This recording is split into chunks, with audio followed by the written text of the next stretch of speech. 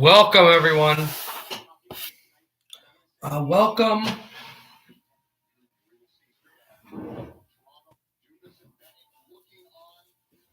Welcome to the Puck Drops here. This is Peter Fivefoot, of course.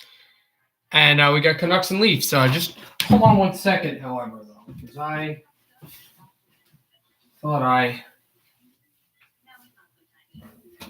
had something over here. Here we go. All right, I'm back. Welcome, everyone, to the Puck Drops here. This is Peter Fivefoot. We've got the Canucks and the Maple Leafs.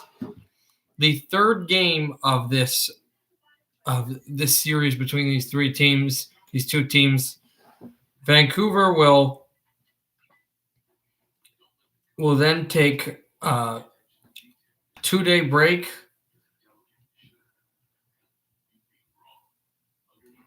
and head over back home for a game against the Calgary Flames. Home game against the Calgary Flames.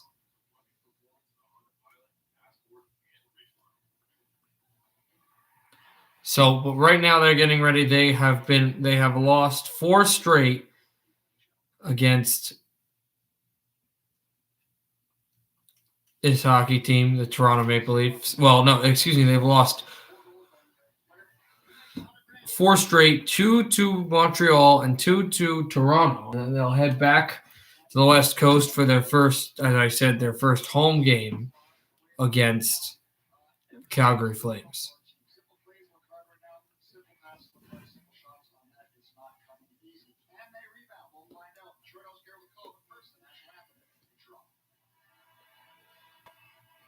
They got the players at center ice, guys. The anthem, to be sung tonight here in Toronto between the Maple Leafs and the Canucks.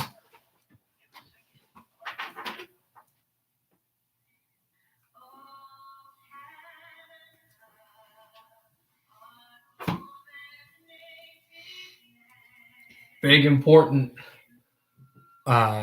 game here today.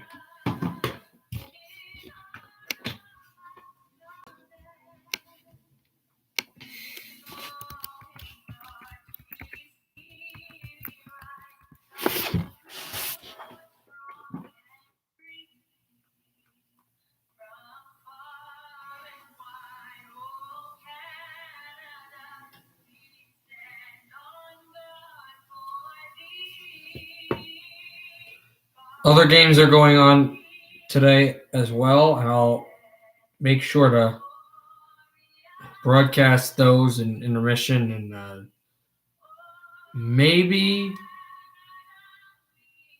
I'm thinking possibly about doing them after intermission. And you know what? I think I will, because some of them are 8 o'clock games. I think I will stream the rest of the games as well that are still going on. I know there's 2 8 o'clock games: Tampa Bay, Nashville, and who was the other team playing? New York. Arizona and St. Louis. In fact, the Oilers and Senators have just started. And the Hurricanes and the Blue Jackets have also just started. Braden Holtby is starting tonight for Vancouver. And face off now at center ice here in Toronto. Let's get ready for that. And here we go. Maple Canucks win the face-off. It should be noted, are tied, as this is icing against Vancouver. They're tied with 11. Not with 11. They're tied with 11 points with the Edmonton Oilers for 4th in the division. So if Ottawa can win in regulation and the Canucks can win here today, they'll be right back in the playoffs. Drop the face-off, they'll redo it again. Although if the Oilers get a point, I think the Canucks still could be in. I don't know exactly how that would go with wins and losses. Take a look at that a little later, maybe, as Edler lines this back and it comes to center to be taken by Evans. Is this a real stream, or is the the camera going to face you while you yap off the whole time. It's that. It's that. I can't show the TV. And it's icing. I can't show the TV the whole time at all because I won't be able to stream for 90 days after that because that's what happened. It's happened before, copyright and stuff like that. But if you want me to not just commentate and just talk, we can do that as well.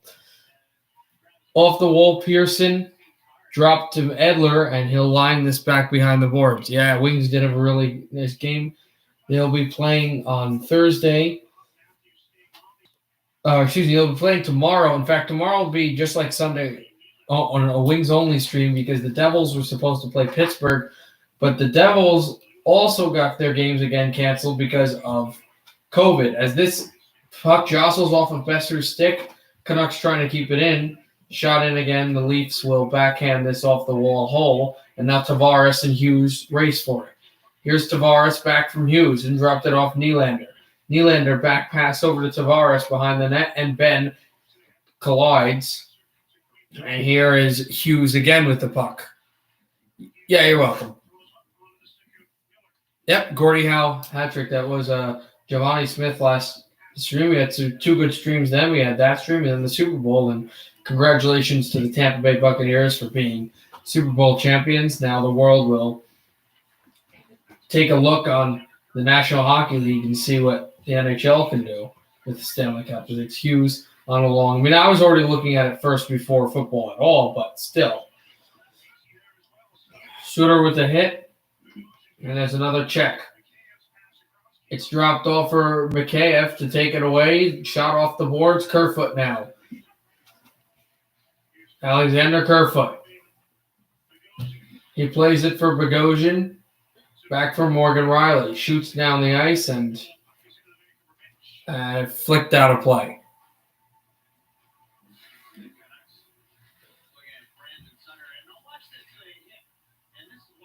Can I name a team better than the 2002 Canada Olympics? Probably the 87 Canada Cup team that had Lemieux and Gretzky. Maybe. That'd be the only team I think that we could come close. Dropped down long for Roussel. Since we're talking about that, though, I will say that I think the greatest World Junior team by far is the 05 team. But anyway, it is an offside against Vancouver.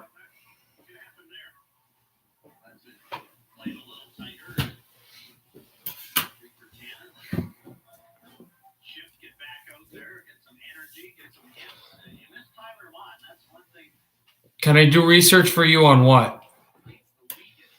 Maple Leafs will take it. Morgan Riley. Dropping it off, a few sticks, and shot in again. Had a hat trick in the 86, not the 86, the 2002.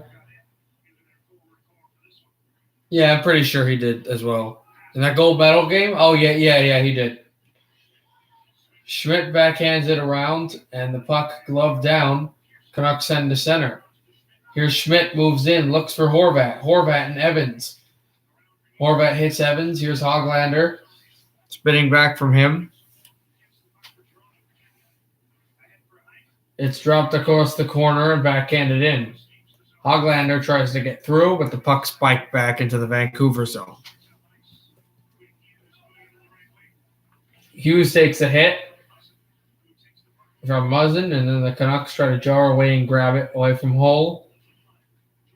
Held their shot by Ben. Save made Anderson. He's on it. And Anderson is going to make the first save of the game by either team. So the Canucks have not given the Leafs too many chances. And the thought was here, Vancouver, even if you lose, it's not great. But what you want to do is right now just make this a tough game for the Maple Leafs. Make this a game where they sweat bullets. That would be the objective. Roussel took a hit, and now Muzzin shooting it back down into the Vancouver zone. Chopped it back to center, but taken by Nylander in his own end. I guess so. I'll tell you this. I like Vancouver's win song thing the most. I'll tell you right now. This is an out of play, deflected out of play off an Anderson zone.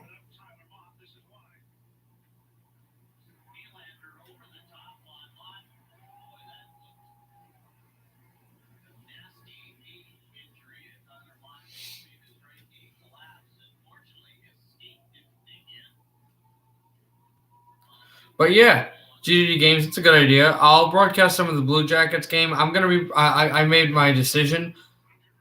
I'm gonna be broadcasting every game today, so the 8 o'clock games as well. Just if you're wondering, because I'm a little tired, but school just started, and I don't have any. I have some stuff to do, but I don't have any major assignments. So dropped it in behind Besser. Yes, I am. Yes, I'm in my college. Besser, and then off of Zach Hyman's stick. Taken away, Pettersson shoots to the boards. Dropped it in again off of Besser and moved into that zone. Not sure. I think maybe the 0-2 Red Wings, but Nathan, I highly doubt he goes to my college. And second of all, you can't come to my room because you can't have visitors in rooms. But that's funny. The only the team I could think that might come close to that team, even though they never won the cup, was the 2015 to 2016 Washington team. That team was good.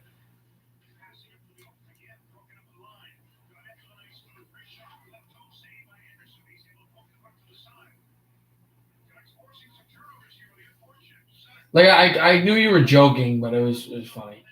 Chance in front, the Canucks shoot in.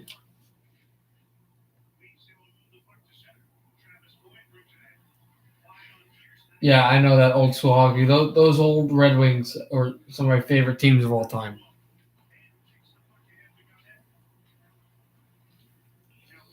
Godet and off the glove, and Horvat tried to keep it in. The Leafs will take it back out again, though. They had Austin Matthews. Now Kerfoot shoots it through. Here comes Mikheyev. Off at the puck, Mikheyev, and shot in by Jake Muzzin. And it deflected out of the glass. So that's just going to be that. A big hit by Edler, and the Canucks have right now been playing a little better than the Maple Leafs. No score here in Toronto.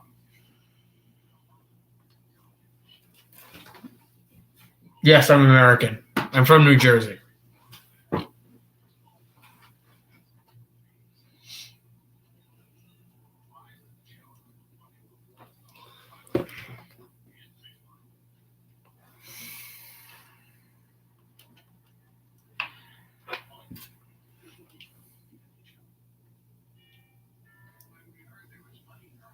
I don't have like a professional hockey stick. I have hockey sticks, but they're just like garbage floor street hockey sticks. I don't have a Bauer or a CCM or anything like that. Yes, they did. Yes, New Jersey did. Absolutely. The Trap Devils teams, you talk about Scott Stevens, you talk about Scott Niedermayer, Ken Danico, Peter Shikota, Arnott, Eliash. You go down the line, so many players. The New Jersey Devils had great players. Jamie Langenbrunner, Rafalski. Yeah. Just a fantastic team.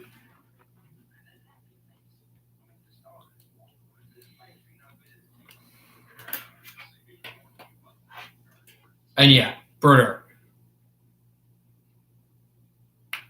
I'm not going to buy a stick, though. I have no use to just spend money and buy a stick. It would be ridiculous.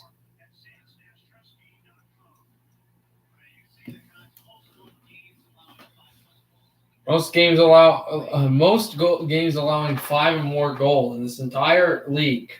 The Canucks have 4 more. Canucks lead it, a bad statistic to lead, and they have 4 more games allowing 5 more goals than the team in the second, a team that they split games with, and a team they let up 5 goals against, and that's Edmonton. Although, to that point, one of the games that Edmonton let up, or 5 or more goals, was against Vancouver. How do you say Latino like that? Latino.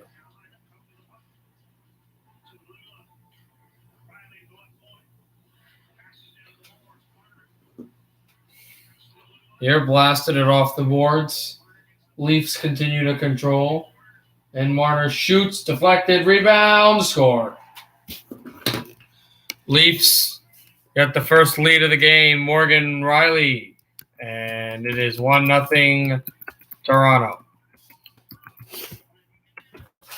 It's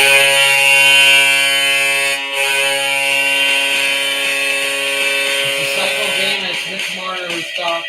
The puck gets blocked, he gets it back, he shoots, and then instead of dropping it off to the defenseman comes off the right side. Tonight, he beat the Canadians in overtime in the first game.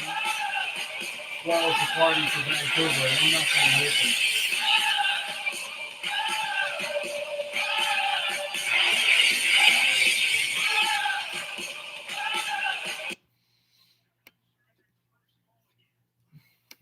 So again, the Canucks are facing a lead in a game where they have played good.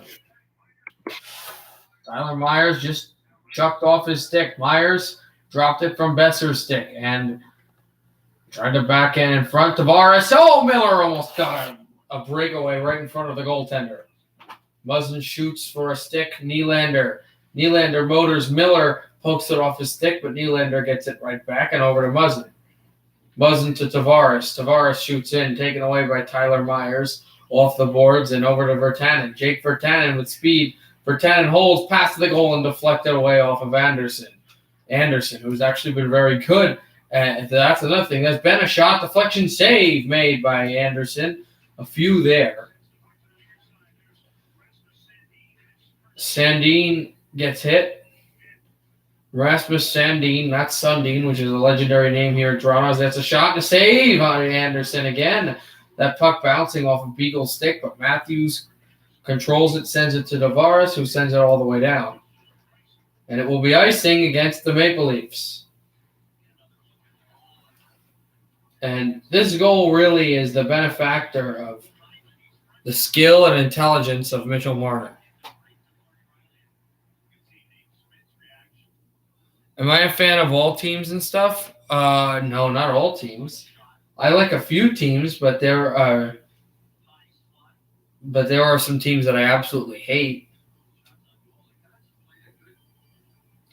Rangers and Penguins are on top of that list. Nylander dropped it off and pass over Schmidt. Schmidt shoots, save made by Anderson. And the Leafs bring it out to center. And taken away by Gaudette. And here's Gaudette going from the board. Tripped up, got the puck back. Here's Gaudette wheeling it through. Gaudette loses the puck from Kerfoot. And then it lands down again to be taken off of Kerfoot. And now Edler. Edler passed from the wall, shot in.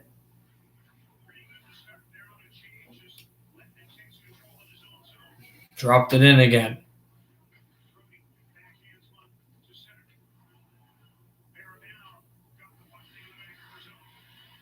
Okay, I don't think I would bet teams, but that's a good offer. I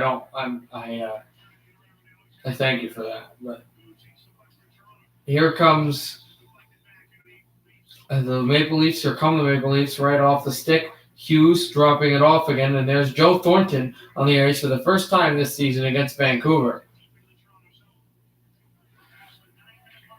One of the only player on this Toronto Maple Leafs, in fact, one of only 2 players on this ice, as this is shot to the goal, and the Leafs still jamming away at it. One of only 2 players on this ice that were involved in the 2011 Western Conference Final, the other being Alex Edler. When Vancouver met San Jose, Thornton was a Shark, and Edler's still with the Canucks, so he was there as well. Miller trying to go after Evans. Yes, I am. Evans drops it off and controlled. I'm saying yes, I am, but more to hockey. Controlled off the blue line and bottomed over to Austin Matthews, who passes it off to Morgan Riley and handed that to Marner. Marner passed the goal. Matthews backhander stifled wide. Controlled over to Hyman, and that pass missed the goal he scored the other night on Saturday against Vancouver. Oh, nice. Congrats to him. Tyler Myers drops the puck off, and it'll be taken back by Nate Schmidt. Schmidt moves from Tavares. Puck bounces at the boards and controlled away. Dropping it through off of Hull and off of skate to stick and dropped off to Jake Muzzin, who shoots and directed wide. Why, Nathan? Is there a reason? Do you just not like cursing? I don't know. I try not to anyway, since I know a few of you guys are kids. Pitch from the boards and sent off the glove. Canucks trying to move it in, and then the Leafs intercept it back and shoot in. 8:47 left to go in the first. Hughes off the boards from JT Miller and pass down. Good hit by Gaudette, and here trying to go grab it with Sutter. Sutter hits Kerfoot. Canucks back in their own zone, but Ben is pursued by Mikheyev. Ben hands to Hughes. Hughes off the boards. Leafs keep in. Shot to a stick and spun in behind. Leafs have it. Mikheyev shoots angled and blocked by the Vancouver Canucks, who bring it up. 7-2. Canucks dominating at shots on goal, but trailed by a goal. 1-0 Morgan Riley for the Maple Leafs. Kerfoot gets bumped back. Horvat chasing. Here's Lettinen. Lettinen hands it off. Some of these young Toronto Marlies players playing with the experienced Maple Leaf players as well. It's a good lineup. It's a good mix. They gel well. Schmidt trying to figure out a way, and his Canucks trying to figure out a way to gel well, as it's over Ben losing the puck, and now Peterson gets it over to JT Miller. Miller spins at center ice. He has Tyler Myers. Does not go there. Goes to Besser. Besser shoots through, and Yolovi looks for the puck. Evans and Yolovi are back there. Yolovi goes for a change. Good hit by Tyler Myers to keep the puck in, and Jay Beagle will chase with Morgan Riley. Beagle upends the Toronto Maple Leafs goal scorer, and there was a grabbing of the stick by Beagle and Morgan Riley, who are still going after it, and Beagle lays a hit into Morgan Riley at the bench. Nothing called. Refs let them play. Puck is gloved down again by Yolovi, and here's Beagle to bring it out to center ice. Jay Beagle holds the puck, waiting for space. Beagle shoots, and stopped by Anderson with the Canucks trying to get in, and we're still continuing to see the war of words between Jay Beagle and Morgan Riley. 1-0 Maple Leafs. As the testiness is continuing, but the Canucks are trying to push the pace.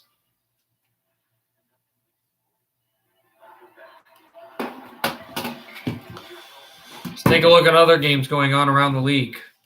Obviously, we said there are 2 games still to come, the Blues and the Coyotes, and Tampa and Nashville. 6:49 left in the first. No score between the Islanders and the Rangers. 9:10 left in the first. No score between the Blue Jackets and the Hurricanes. 9:27 left in the first. No score between Ottawa and Edmonton. So the only goal so far scored was the Morgan Riley goal. It was a good setup. It was a good feed. It wasn't the best played that they could have played it, but it still was pretty good.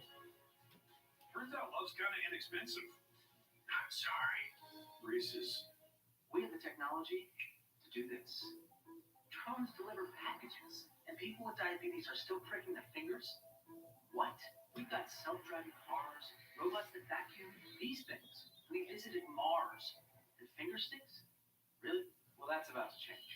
Meet the Dexcom G6. It shows your glucose right in your phone and where it's heading without finger sticks.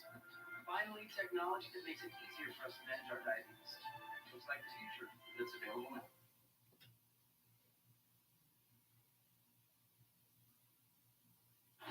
Player Bio is brought to you by Asante Wealth Management. Be well advised.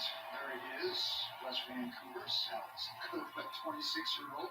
Drafted by the Devils, of course, signed as a free agent after his Harvard career. I do not like sushi because I don't like rice, but I love sashimi, which is just the sushi food without the rice.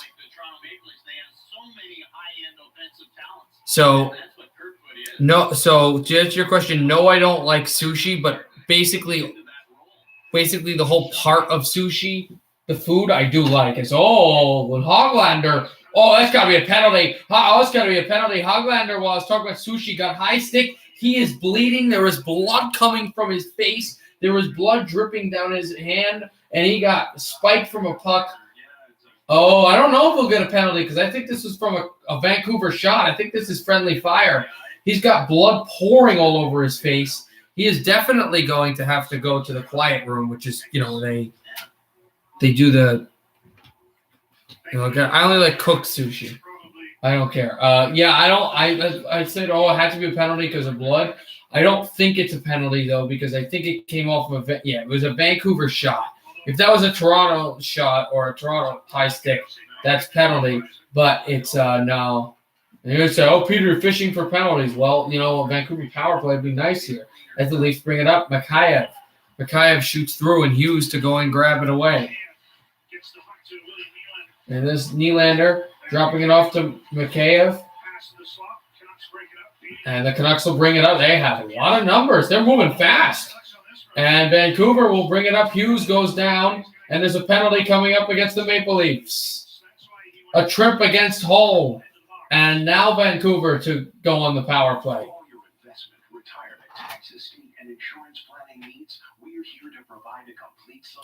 My favorite sashimi meat, since we're good with that, is smoked sashimi salmon, shrimp, and octopus. I love octopus sashimi. Also, if you like sushi foods, I don't know if you've ever eaten eel roe or eel eggs. They're very good. 6:13 left in the first period. Canucks, what did their draft at the time? Here's Elias Pettersson. Elias Pettersson shoots. And Elias could not score there, as here come the Leafs trying to clear it out. They will. Hughes drops back. Leafs trying to move this in shorthanded. It's Hyman evaded a check from Horvat. He doesn't go to the bench yet. Stays on. Here's Hughes. Hughes enters the zone. Over to Elias Pettersson. Pettersson. Over to Horvat. Horvat to Pettersson. Pettersson back across, held in by Miller. Over to Hughes. Hughes. Back to Miller. JT Miller. Over to Pettersson. Double pass. He keeps it in. Over to Horvat. And back to Miller. And Horvat! Oh, that's sniped wide. Here's Miller. Drops it in back. Maple Leafs clear. 1 minute to play in the power play. I've not eaten Popeyes, unfortunately. Here's Schmidt. Drops it off.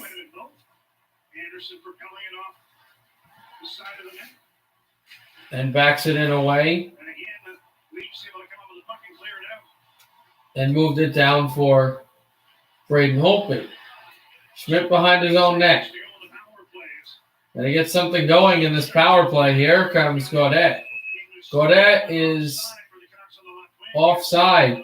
So the Canucks have a neutral zone draw on the man advantage. Down by 1.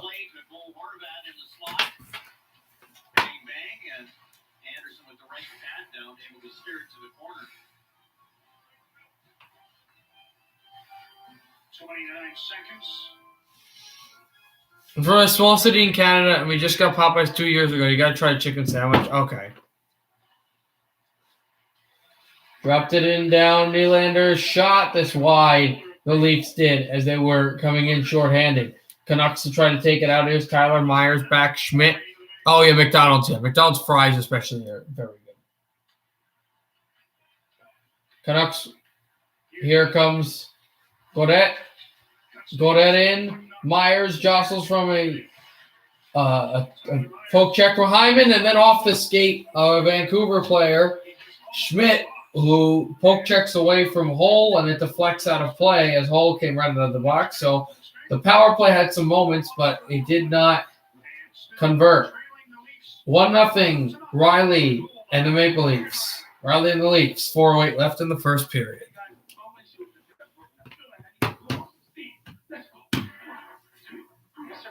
There's no need to be stressed. Geico makes it easy to file a claim online, on the app, or over the phone. Yeah, but what if I never hear back? That's going to make me want to go, jail. No, the Geico claim team is always there for you. That makes me want to celebrate with some fireworks. 5, 6, 7, go. Boom, boom, boom, boom, boom, boom, boom, boom, boom, boom, boom. Geico. Great service without all the drama. 5:03 left in the first. No score, Ottawa and Edmonton. 2:47 left in the first. No score, New York Islanders, New York Rangers. Madison Square Garden. 3:05 left in the first. No score, Carolina, Columbus. The time is coming for us to get out and go again. To witness things that make us feel a little more normal. But we're all going at our own speed. At Enterprise, peace of mind starts with our complete clean pledge, curbside rentals, and low-touch transactions.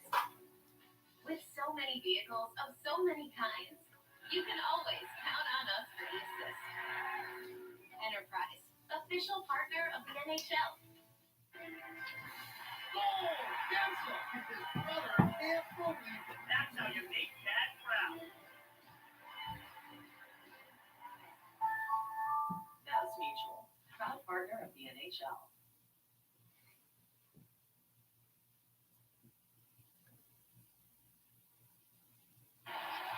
Now, former Canuck Manuel Holtron on assistant with the Leafs. He played 159 games for the Canucks from 2010 to 2012. And after that was an assistant coach for 3 seasons before joining the Leafs in the offseason.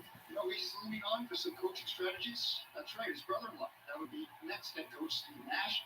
Conversations I had with Manny last season, we'd have big tints of Steve, who was then working with the Warriors, but all sorts of things, including managing personalities, also into those combos.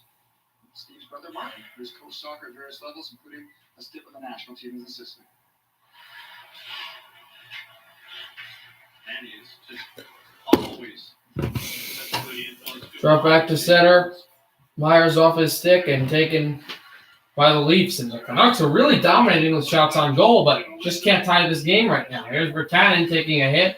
Beagle on hole, and this is Canucks have played well. They have not faltered. They have played well, but the Maple Leafs really, and I know Riley gets the goal, but really the only reason that the Maple Leafs have a goal here is because Mitch Marner is a really smart player.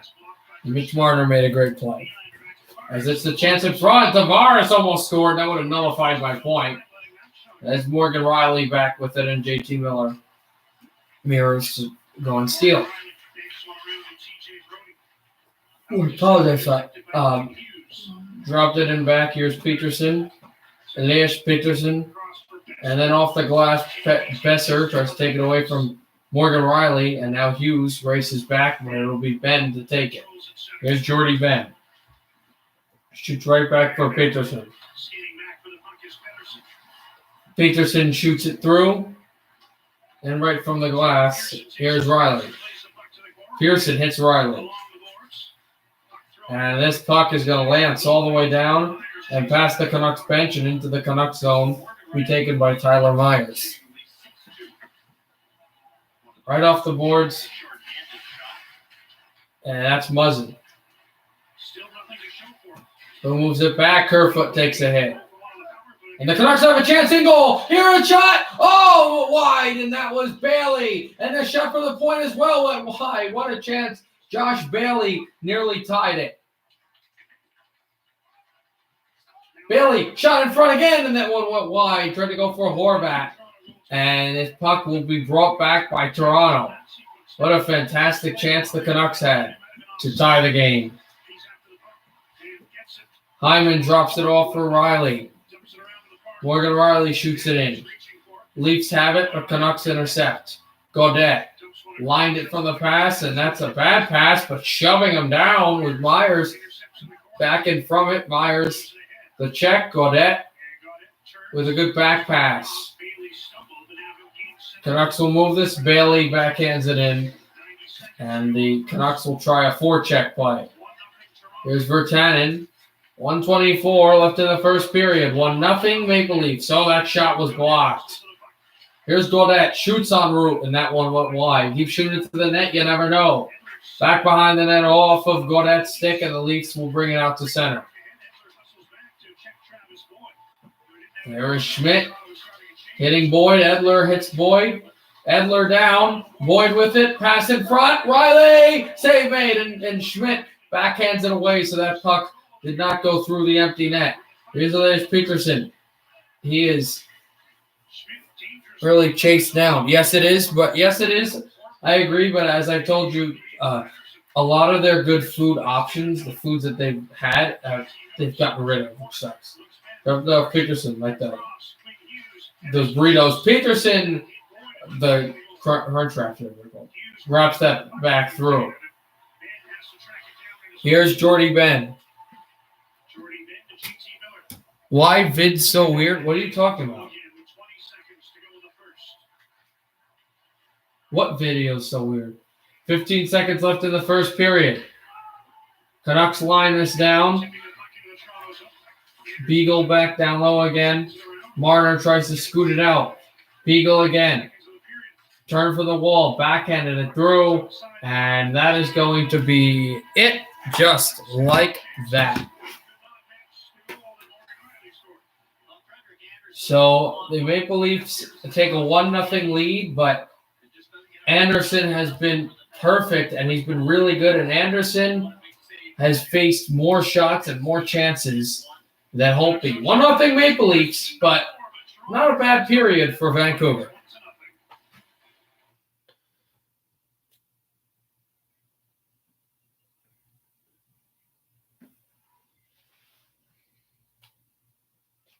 No score in the end of the intermission. Also, you know what?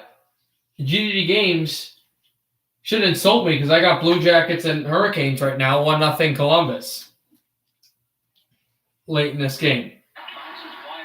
5 seconds left in the game. All Hurricanes in the period backhanded across from Trocheck. That didn't go. Seth Jones for the boards. Hurricanes tried to shoot in, and that went right off the stick. Scott Harrington's first goal of the season, and he has made it 1-0 Columbus. We're going to intermission.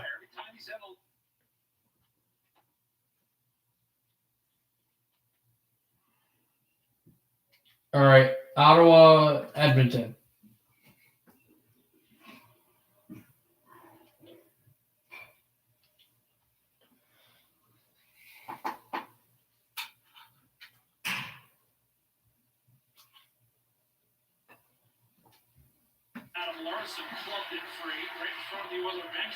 Back that down and kept in the line. Doing Ottawa, Edmonton right now.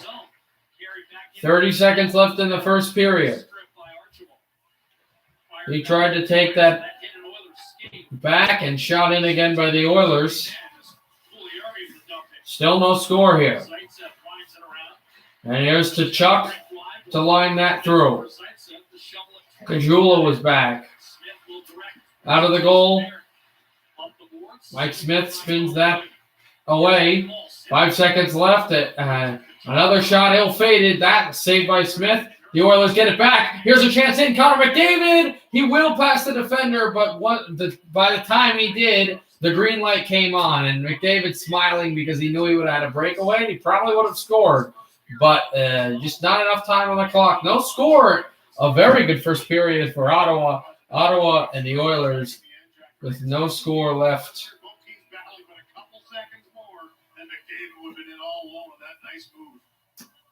David with kind of a Furtive glance skyward. He's like, only for a few more seconds. And how would we all like a few more seconds? Good scraps in the first period. Apparently, Edmondson and Korea were going good hits. I didn't see this full game, but this game apparently has been very good.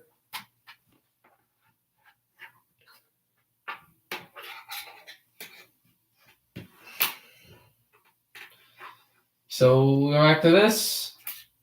Harrington, the only other goal scored tonight, and that was a goal. My videos are so... Oh! Nathan, I know what he's talking about. Nathan. Oh, my God. I just remembered. Oh, my God.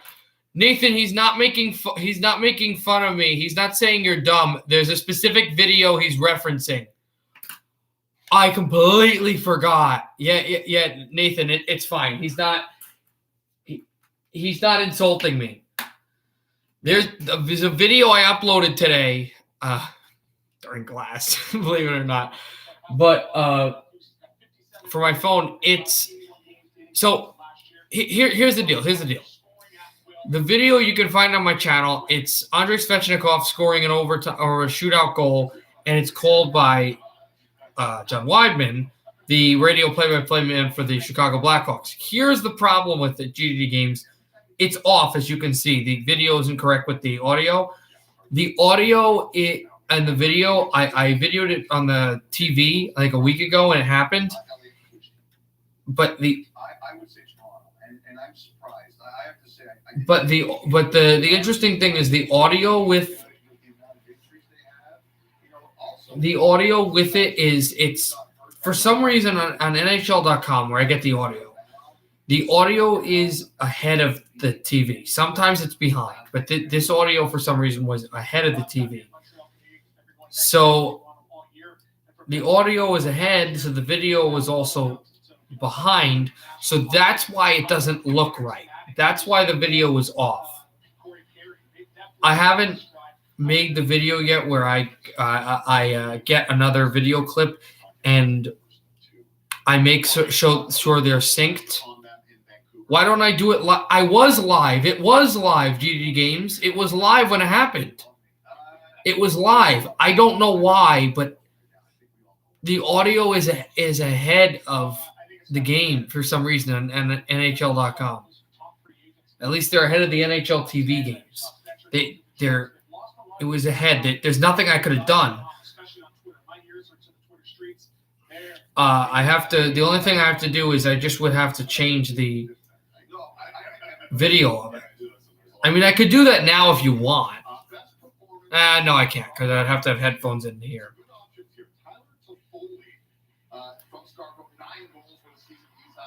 No, that's the only way to get radio calls, and radio calls are cool because they're very hard to find. You can search YouTube. It's super hard to find radio calls. They're very rare, so I try to get – so I can't use them on every game because it's just, it's hard to – because then I would just have to sit there for the whole game and, broadcast it or have a radio on at the same time. But what I do is –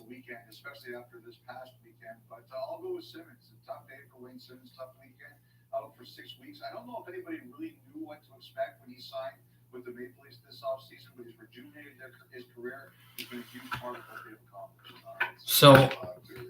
No, I am going to change it. I'm not going to do it now, but I am going to change it so it's easier for people to see. Because last year I did it like that, and I never changed it because I didn't know how to make sure that it looked correct. But I've learned a strategy of how to do it. I just didn't. I didn't fix it today. Sorry. The reason I don't do the format correctly as much as I can is because it means that I have to delete the other video, and it's just deleting videos on YouTube are just annoying and time consuming. The Leafs leading scorer this year, Mitch Marner, standing by with our Sean McKenzie.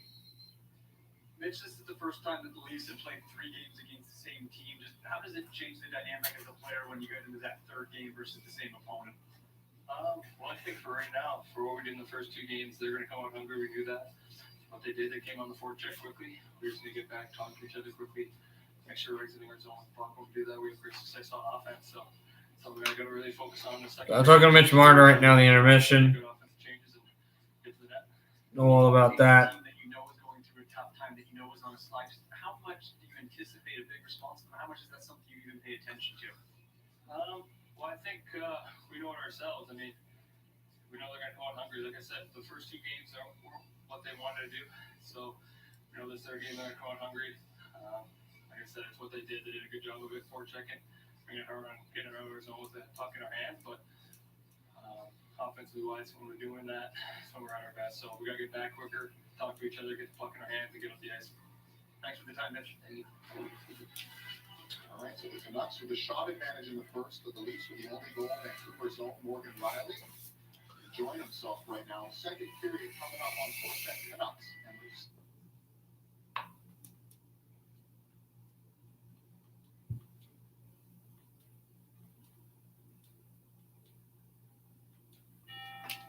When we heard there was money in our home, we did what anyone would do. We went looking for it. You did. Then we heard about Rocket Mortgage, and with just a few taps, you can turn your home's equity into cash. Consolidate your debt, pay off student loans, Renovate your home. fix your home. Fix your home. When you need cash out of your home and a simple way to get it, Rocket can. Great job, honey. Rocket. So worth it. The time is coming for us to get out and go again. To witness things that make us feel a little more normal. But we're all going at our own speed. At Enterprise, peace of mind starts with our complete clean pledge, curbside rentals, and low-touch transactions. With so many vehicles of so many kinds, you can always count on us for the assist. Enterprise, official partner of the NHL. Hi, Josh. 1-0 Maple Leafs, which isn't great, but pretty good first period. I should be live streaming. I'll be live streaming the other games as well when in other intermissions, but I'll also be live streaming all the games and also the 8:00 games because I had all that. So let's actually talk about some non-hockey stuff. I had my first 2 classes today, which was nice. One went to full time, and the other, which I thought was going to delay this stream, it might in the future if I have any 8:00 streams. Actually, wasn't that bad, and it didn't take that long. I was introduction to computer class, even though I think that's going to be one of the more difficult classes. And then I had my other class that actually was kind of enjoyable. So, what's going on with me? But I'll have also, again, this will be another stream where I end when hockey ends, that kind of thing. Although my mind is kind of tired, so I'll probably be drinking a lot of water because I seem to rejuvenate when I drink water.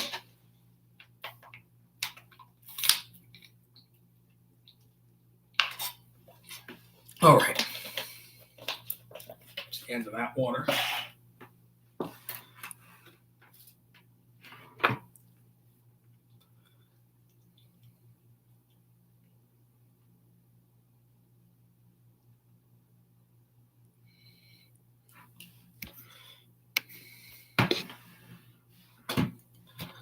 We might get the Islanders-Rangers game actually next because I think that's the first game to – there's a game going on right now that's closer than this game to ending. I think that's the Islanders-Rangers game. Yes, it is. The Oilers-Ottawa game and the Carolina-Columbus game will both still be in intermission when they drop the puck in Toronto for the second period. Welcome back to Vancouver. Dan Murphy on Sportsnet 650's Santiago Shaw. And Sat, we're just going to go off the first 20 minutes that we've seen, and I think this is the 20 minutes that Canucks fans wanted to see Saturday night in response to being blown out the previous game. Hustle, they competed, they forechecked, they looked like they cared. It's a big difference compared to what we've seen, especially in Hockey Night in Canada. Look at Alex Edler, the most physical period we've seen from him in a while. He looks engaged. He ran a center fighting back. And instead of the players chirping at each other and having internal issues, they're taking frustration How about the opponent for once? See JB will driving Morgan Riley into the boards and shots with him going the other way. You're internalizing your frustration. The Canucks have not scored, but they've got a ton of chances so far. Yeah, everything else is no score except for Columbus and Columbus and Carolina. Harrison, I think the guy's name is the guy scored. In this type of fashion, fans can stomach that, right? They can. When you see it like that and you're down, they say, okay, at least there's some sort of process in place. Well, then you can build on something, right? I mean, listen, this Canucks team wasn't going to win the Stanley Cup this year. They should be far better than they have been. And sometimes it doesn't go your way, but at least look like a semblance of a real NHL team that cares about what they're trying to accomplish here. They look like a team that had been given up on the plan. And we'll see what happens in the second period. They've been really bad in the second period throughout this season. But if the process continues, at least you can build on something and tell your fans that you're trying to win hockey games. Yeah, because it wasn't just the losses. It was the way they were losing hockey games, right? You get down 1-0, 2-0, next thing you know it's 5-1, and you're out of it. What is 9 plus 10? No, it's 19. I don't know why you're asking me questions. Do you like math problems? Homework? Something? The Canucks rank last in the league in the amount of chances they've given up. And as far as the differential goes, they're bottom 5 of the league when it comes to high gauge or differential. And last year, yeah, they took a lot of chances, but that differential is pretty much even. It's a far worse environment. And it's based on the team not caring about their system now. Is it part of what they feel about what happened this offseason, what they feel about the coaching staff, what they feel about each other? Regardless, there's no buy-in in what they're trying to do. And that's just embarrassing hockey, what we saw from the Canucks up until this game. Well, the shots 13-4 after one period in this hockey game. They had some chances, but unfortunately gave up a goal. One of the four against, and that was Vancouver's own Morgan Riley sticking it to his hometown team.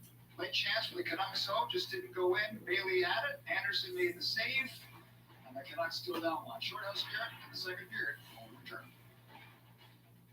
Verizon lets you have it all. You don't just get Verizon 5G, you get amazing entertainment. Get 5G from America's most reliable network and the best internet. Now, Canucks looking better. Yeah, they are. They are looking better. That's no question about that. Always something to watch. We can binge that stuff all day. and Disney Plus, Hulu, and ESPN Plus are all included. With Verizon, you get so much more than just a great network. Unlimited plans include 5G. Plus, we can up to $1,000 off our best phone when you switch. Only on Verizon. Good health starts with good sleep and a ring. Aura is the most accurate and personalized health technology. What did I think of the Super Bowl? That was a good game. I thought it was a very good game. I thought the Chiefs competed throughout the whole game. Well, at least Mahomes did, a few other players. But that the Buccaneers really, they pressured Mahomes. They hit Mahomes. And what did I say was going to be the key to winning the Super Bowl? The flex players are going to have to be big. No touchdowns by Kansas City. Rob Gronkowski had 2 touchdowns in the game. Their running backs played well. Fournette had a touchdown in the game.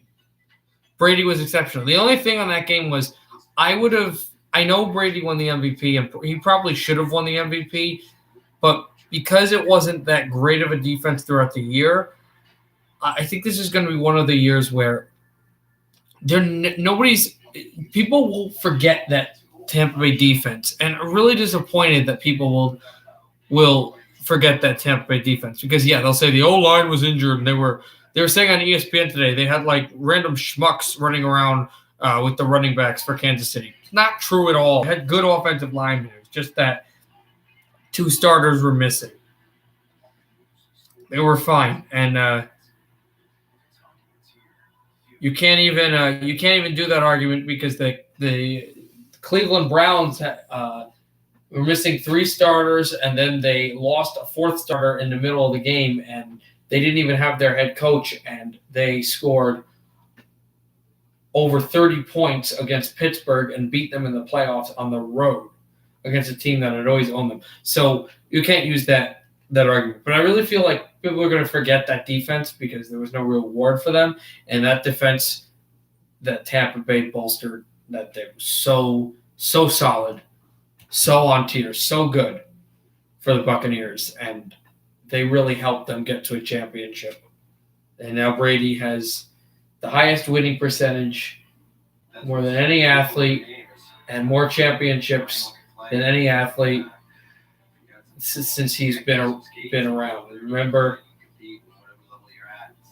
that when he was drafted, you had Mario Lemieux was in the league, Steve Yzerman was in the league, even Michael Jordan was in the league, and so many other all-time greats of different sports. And he bests every other athlete in every sport since he's been in the league with championships and winning percentage. So, that's my spiel on them.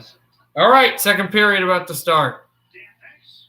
Getting set for the second period, and look at that. Niels Höglander's back, and he's not any prettier than he was before the game.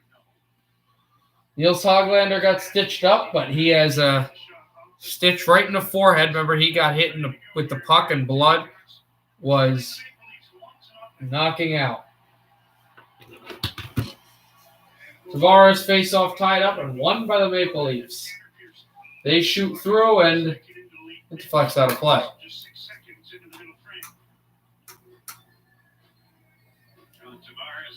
We're also a few minutes away from puck drop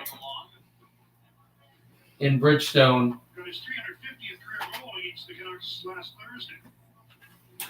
And in Glendale. Excuse me, in Enterprise. Still in St. Louis for that game. Dropped it back, Tanner Pearson. Good pass ahead for Höglander, who's got Horvath to the goal. Höglander off of his stick. And Hughes has the puck. Shoots on goal instead of going back to the line, but it's intercepted. Niels Höglander. Höglander drops it back. Pearson shoots, saved by Anderson. And a great chance for Vancouver, but the Maple Leafs goalie has been so good in all three of these games. And the Canucks almost turned it over. That was Niels Höglander. As there was a no-faded pass to the goal, Niels Höglander has just been right working. It doesn't matter about getting hit in the face with the puck. They had a good shift right there and a pass to Pearson. Just was swallowed up by the goaltender. Here's Hughes. Drops it off, shot off the boards. You think about the fact there was no traffic in front, but still good momentum for the Canucks. Austin Matthews shoots it through. Taken by Edler, who's been very physical in this game. And here's JT Miller. And Miller shoots down and in, and Besser shoots it from the line. Poke checked across. Peterson lost it, JT Miller, but it got back by Besser. On over for the Lotto line. Here's Besser.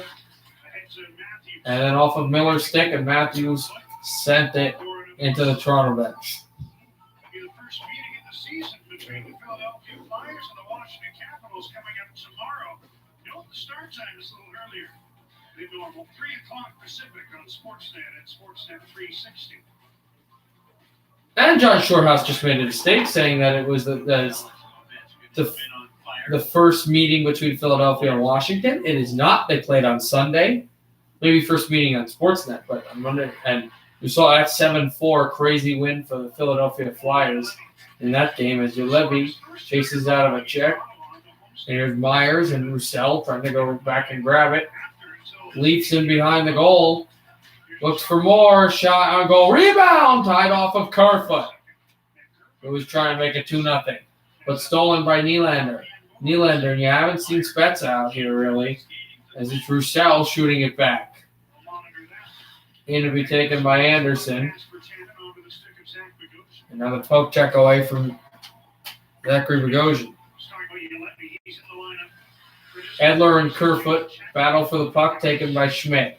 Schmidt takes a hit and trying to find Roussel. And the puck comes right over the bench, the Toronto Maple Leafs bench, and out of play. So 1-0. Nothing just like that. And here's a shot by Edmondson, which I was steered by Opie, and it came close to a goal.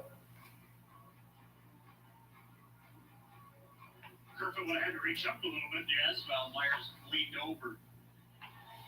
Sutter lost off the face off a shot on goal. Rebound comes behind. Here's Hughes. Pins it over to Roussel or Sutter.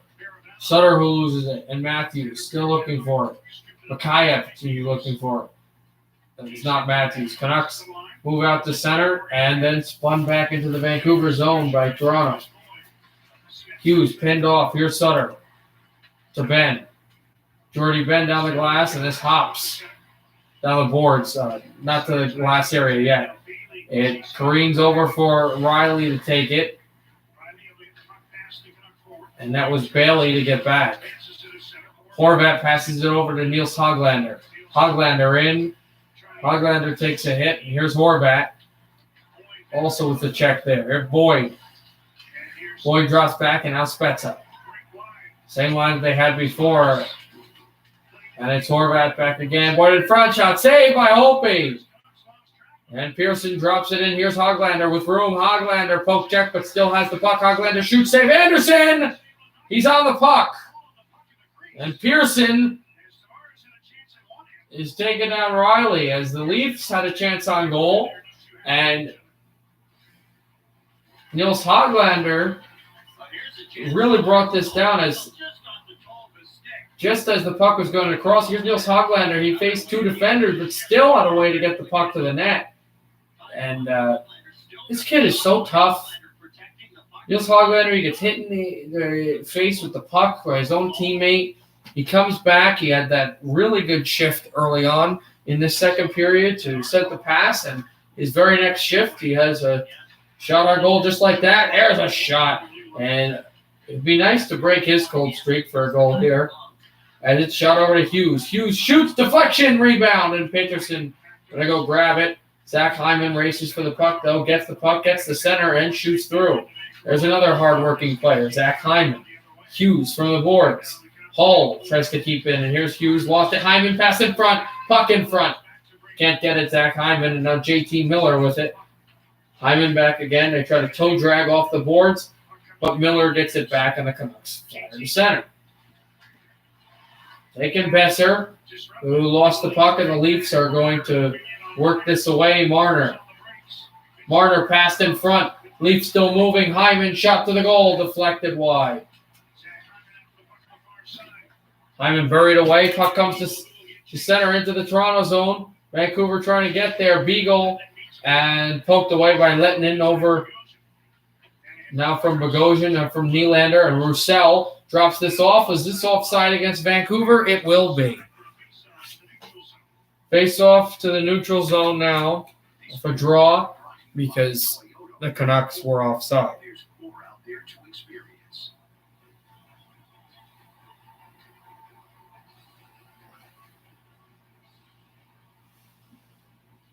Adam Gaudette back in the lineup. And he's out on right wing for this face-off. Sutter wins it for the Canucks. Justin Bailey.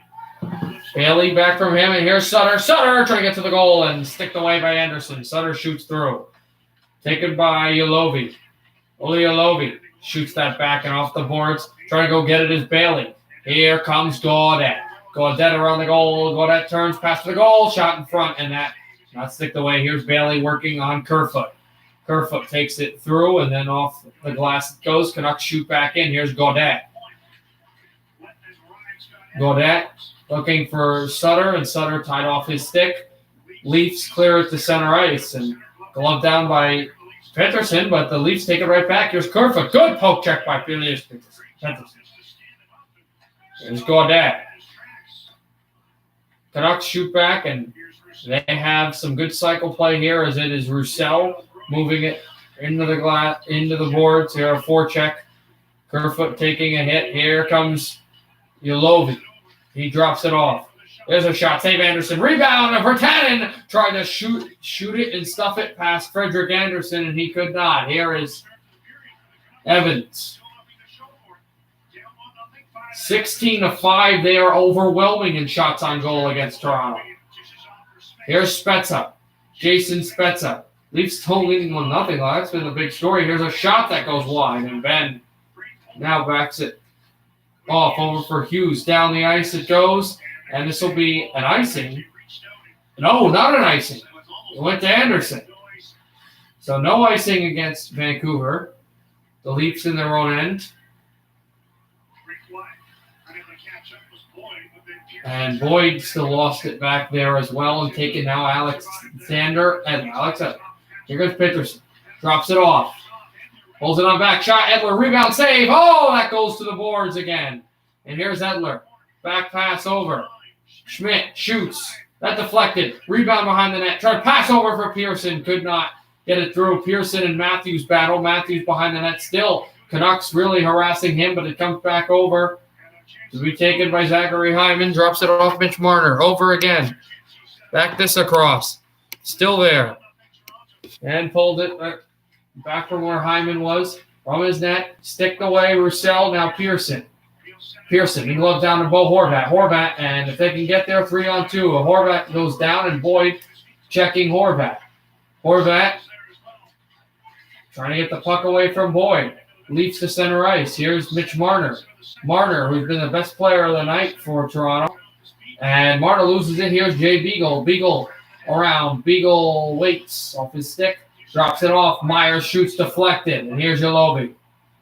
Yolobi drops it. Off for Josh Bailey. Bailey. Back from the line. And just as the puck was coming around, the net came off its moorings. And see how it got off. It just went off. All right, go to commercial. 1-0 Toronto.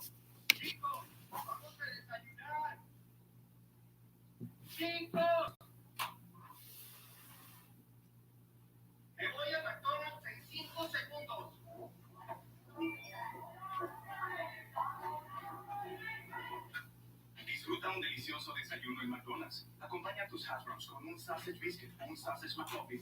7:21 left in the first. In one of the two 8 o'clock games, the nightcap games between Arizona and St. Louis. No score there. 1-0 Senators. This is good if the Canucks can turn this game around. Evgeny Dadonov at the second goal of the year. Second goal of the year. And Carolina has tied it with a goal by Nino Niederreiter, and no score in Nashville between the Lightning and the Predators. 1 shot on goal for Nashville, 10-8 shots on goal favor Carolina, 15-10 still scoreless in Madison Square Garden in the Battle of New York Part 3. The series time there, 1-1. 12 shots on goal for Ottawa, 14 shots on goal for Edmonton. No shots on goal for St. Louis and Arizona, but the Coyotes have just vaulted onto a power play. It's just about to start. Oh boy, my odds look big on camera.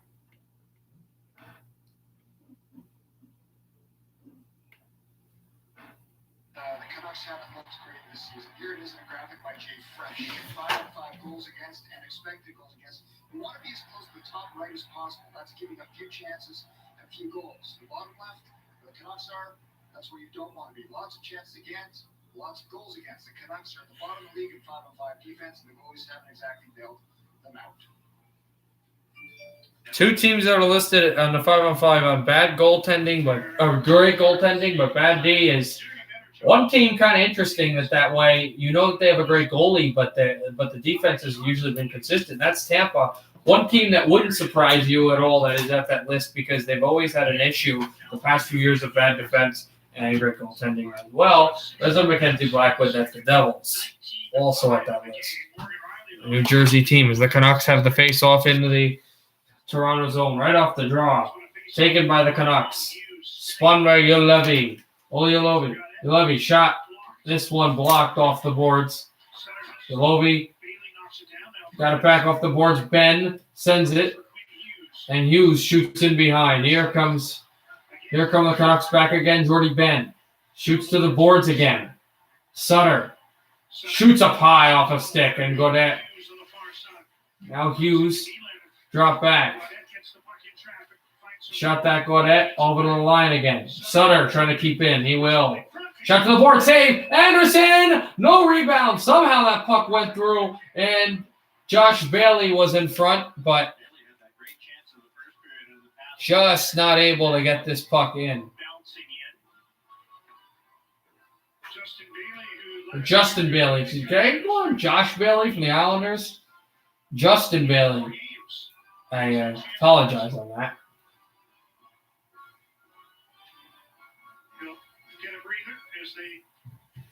Taken from the right boards and shot on goal. That hit something. Might have glanced off the post. Not sure. Marner sends it over to Hyman. The Canucks take it back.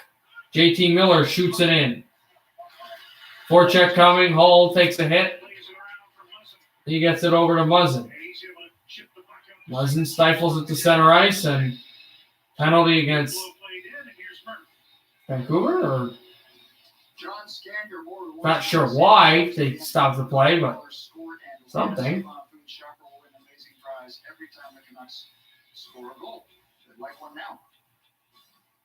I told you about the 5 times the points event last week. Yes. Did you take advantage? I did not take advantage. I know you did for yours. Neutral zone draw. Not sure why they stopped it, but for some reason. Just so you guys know, it's 21-5. Shots on goal heavily favoring Vancouver, as this will be an icing against Toronto. Yep. Oh, please. Party. Got taken.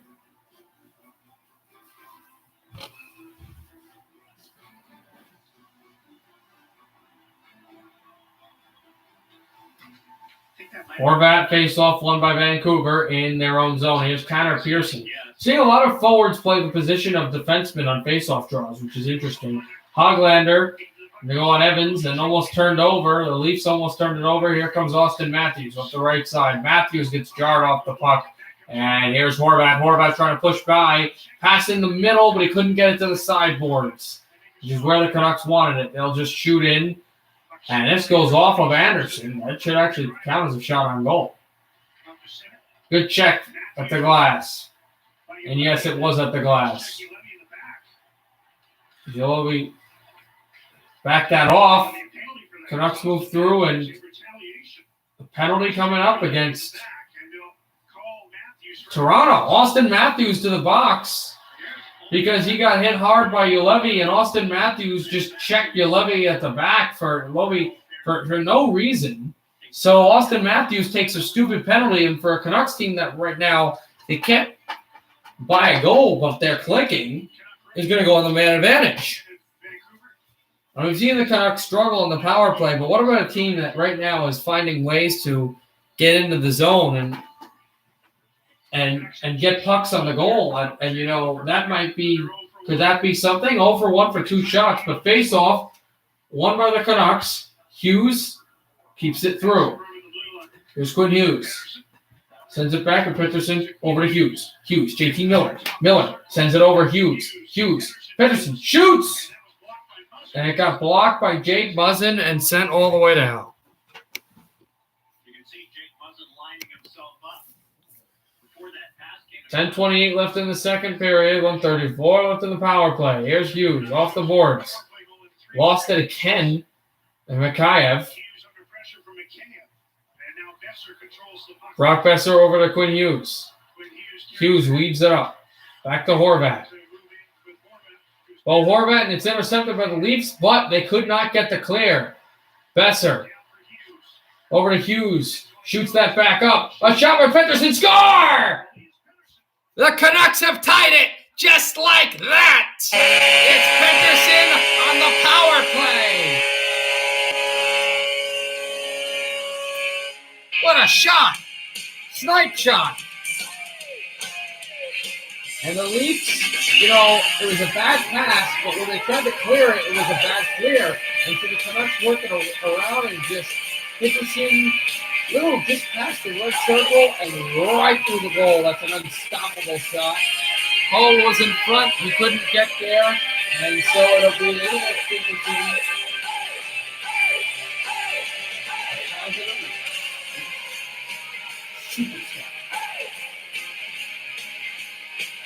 Face-off taken away by Roussel as the Swedish superstars made it 1-1. The Canucks, as they have the forecheck now.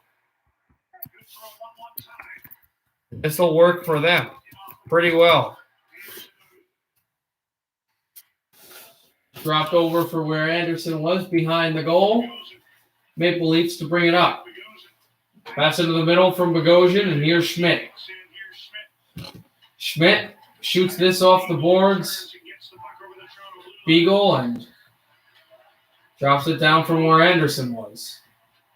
Shot through to center and looped up down the line. Here's Hughes. Hughes from the backhand. Leafs will keep it in and shot off the stick and deflected wide. Taken back down Hoglander, and here is Horvat. Pearson backhands this through. And it's dropped down along from the line. Canucks will shoot in. Taken by Evans. And drops it through Boyd. Shot that back around. Here's JT Miller. Lands it through Peterson. Tried to go grab it. A hit on Boyd. Thornton chases Ben, and here are the Canucks moving up a 3-on-2. They have the chance. Peterson over Miller. Save Anderson. What a good chance by the Canucks there, though. Had a 3-on-2 and used it well. Canucks didn't score there, but they'll have a face-off in the offensive zone. They are tied 1-1. 8:25 in the second. You don't just get Verizon 5G, you get amazing entertainment. Get 5G from America's most reliable network and the best in entertainment. Now, new and existing customers with select unlimited plans get their favorite shows and originals on Discovery Plus. There's always something new to watch. We can binge that stuff all day. And Disney Plus, Hulu, and ESPN Plus are all included. With Verizon, you get so much more than just a great network. Unlimited plans include 5G. Plus, you'll get up to $1,000 off our best phone when you switch. Only on Verizon. FanDuel has made it incredibly easy to bet the big game. Hey, Keith. Legally, I'm not allowed to say the word. How you doing, man? All your favorite bets are on FanDuel Sportsbook. The coin flip, same game parlays, the first touchdown, any touchdown. Here's the best part. New users can get exclusive 55-1 odds on either team to win the FanDuel Sportsbook. More ways to win. Oh boy, my odds look big on camera. What do you see? I see a goal. It's a goal. Top shelf. And you? That's a save, no doubt about it. Are you sure? John? Nice. Just watching this game. I'll be streaming all the football, hockey games for tonight, and then I don't know. I have some homework due in a few days, but it's pretty good. How was class? Class was good. I had 2 classes today. One was not terrible. The other one, neither were bad. I mean, it was just the first day of classes. But one of the classes is annoying because it's a computer. It's an introduction to computer class. You get to use like Microsoft stuff, and it's one of those classes where we're gonna have to like read a textbook and answer like 5-question type stuff every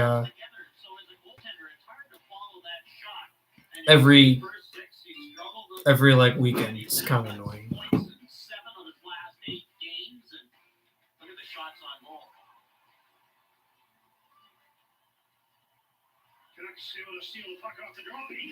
It is shot by Bailey, Justin Bailey, to make it 2-1, but stopped by Anderson.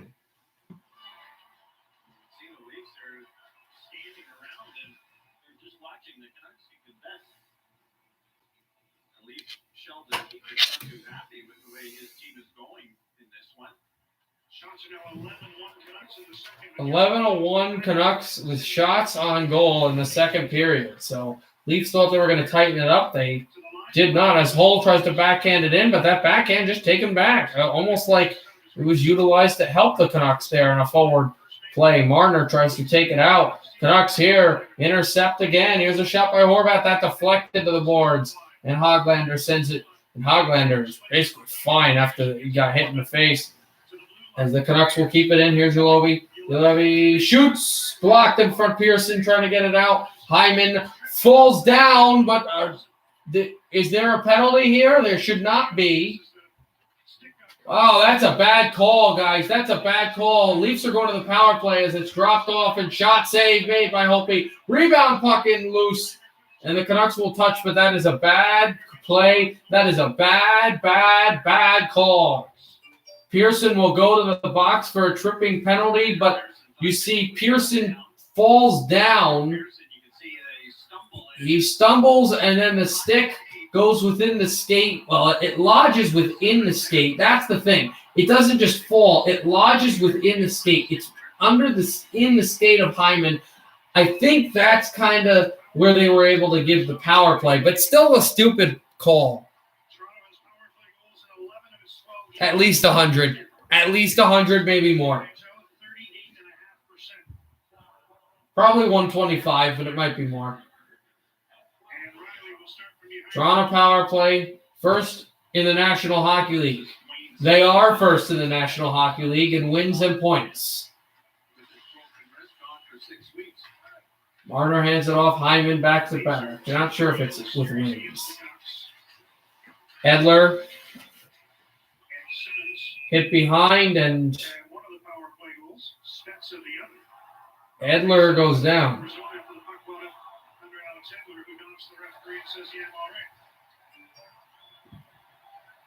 Well, Nicholson blew the whistle right away and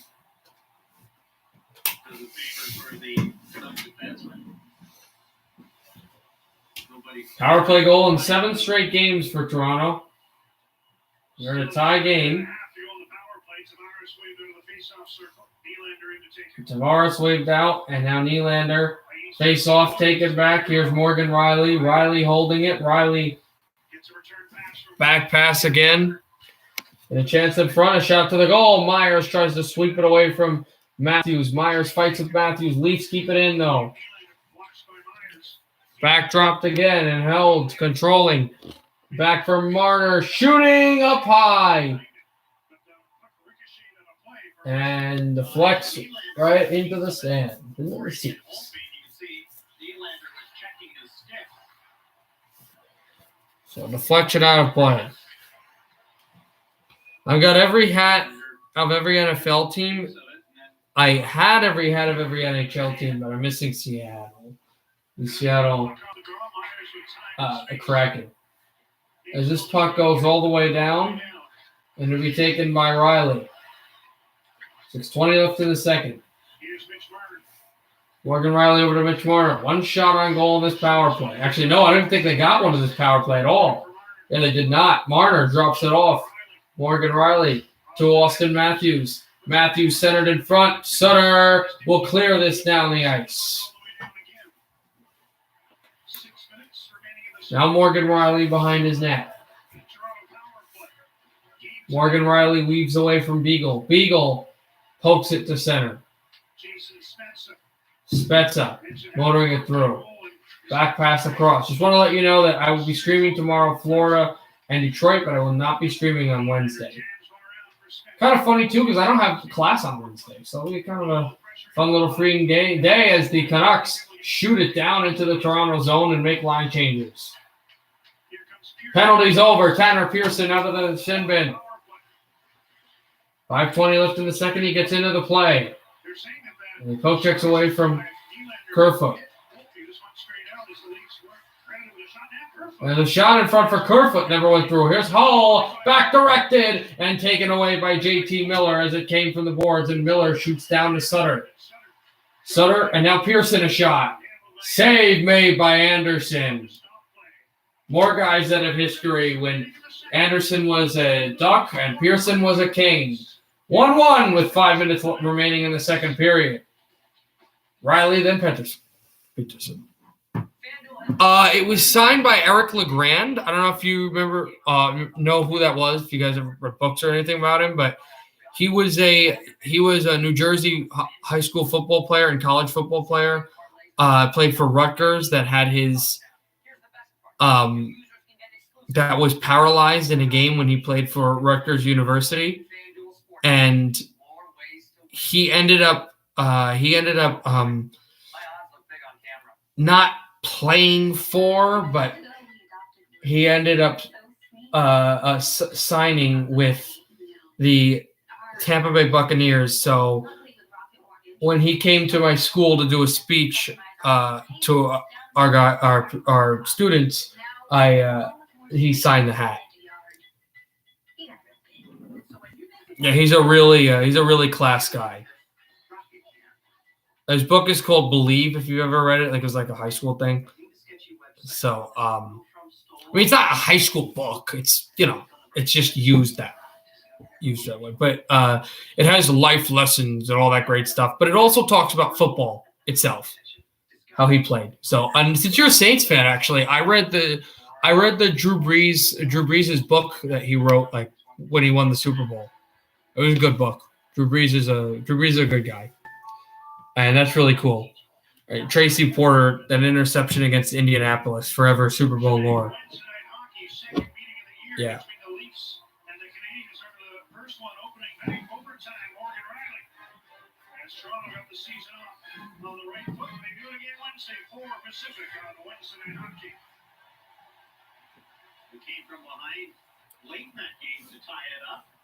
Quick. I'm going to tell you it's 1-0 Blues, 6:31 in the first, 1-1 Oilers and Senators, 2:55 in the second, 2:02 in the second. Still no score between the Islanders and the Rangers, and 2-2 Blue Jackets and Hurricanes, 5:35 to go in the second, and 1-0 Lightning, 9:03 to go in the first.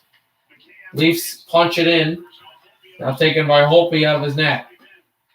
Canucks will bring this up the center. Justin Bailey off the boards, good backhand pass, and the Maple Leaf took a fall. That was Vesey. The former Ranger just could not get there, and it'll be shot in. Bailey makes a hit.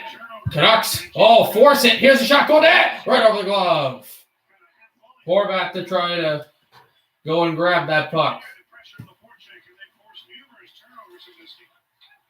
Taking it through a sidewinding pass off the boards. Canucks turn it over, but throw it back to center. Here's Nils Hoglander with the puck. Hoglander over. Pearson shoots. Save made by Anderson. Horvat drops it off from the line. Horvat shoots it in again, and here's Pearson. Backhanding it across. Hoglander dropping it. Here's Horvat. Horvat still moving it. Here's Hoglander. Backhand. And the Leafs will bring it out. Here's Mikheyev. Yeah, absolutely. Definitely. No question about it. Back and behind is Besser behind the goal. Here's Brock Besser turning from the backhand. And Besser took a hit from TJ Brody as Peterson tried to pick off Mitch Marner. And the puck lanced all the way down. Will this be icing? No. Levy takes a big hit from Austin Matthews. And there's Peterson dropping it off. Here's Besser. A little Peterson taken away by Ulevi, and Ulevi over Peterson, and Ben try to get it. Here's Besser. Brock Besser. Could have gone to Ulevi, but he will not. He'll back pass, man, right off the bench. Peterson going down, drops it off on the line, and just off Myers, and a penalty coming up against Toronto.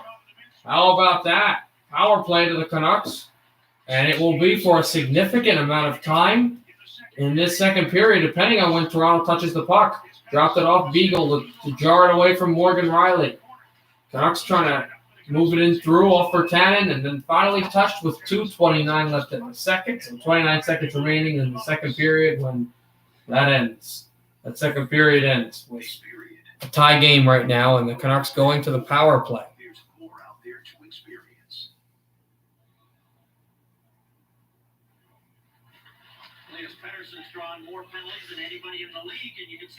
I missed it. I'll tell you the story. At the next drop of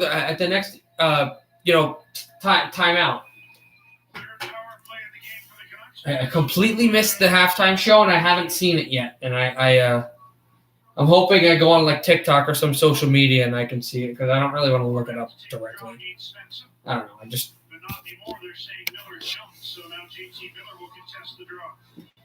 JT Miller. The draw.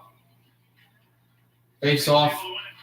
From behind hole. I think these Canucks actually were the first team in the National Hockey League to get penalized for, not in Detroit, I forget, but I think it was Vancouver, penalized for the two straight face-off violations.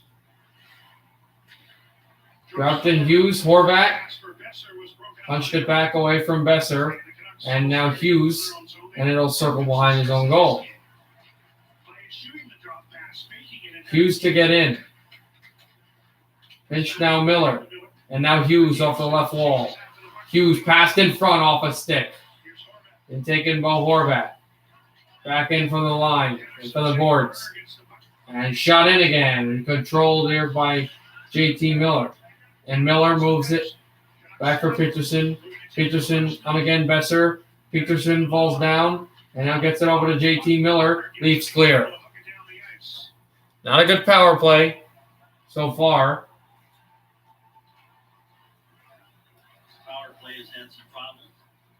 And it's Hughes to bring up. The Canucks scored on their last power play, however.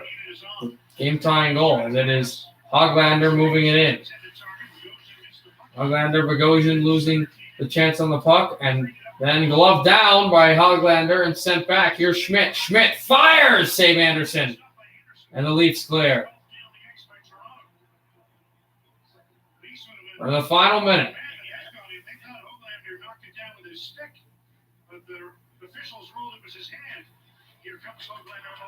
Here's Hoglander to move it in. Off of Pearson, taken by Schmidt. Schmidt holding, drops it from the right circle. 40 seconds left. Canucks cycle. 10 seconds remaining on the power play. Myers tried to kick it to his stick. He could not. Myers back with it, dropping it again, and a horrendous power play is over. Matthews out of the box. Riley out of the box. Excuse me. That was the other penalty Matthews that was before. Leafs will take it. Bogosian to the right wall. And now Matthews got hit there. Here's Holtby back from the boards. This puck is a bobbling one. Canucks will move it out to center. Here's Roussel to shoot in.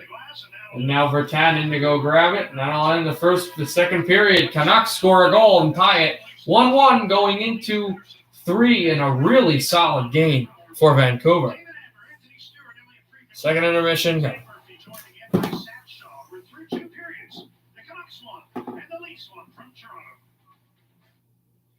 All right, I told you I would do it, so I would tell you. So I'll tell you. At the end, at the closing minutes, if you're here, Keith.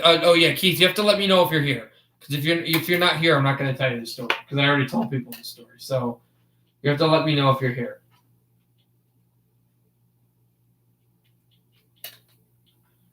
We're into the Columbus-Carolina game right now.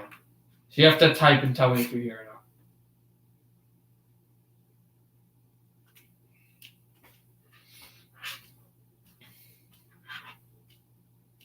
Oh, you're here. You're here. Okay.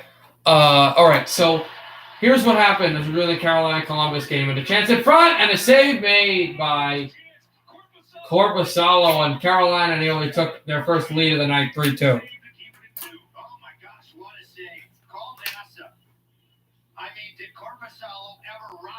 To make this tremendous stop. But as I was saying, at the end of the second half, I actually missed the last touchdown as well. While I was streaming, the fire alarm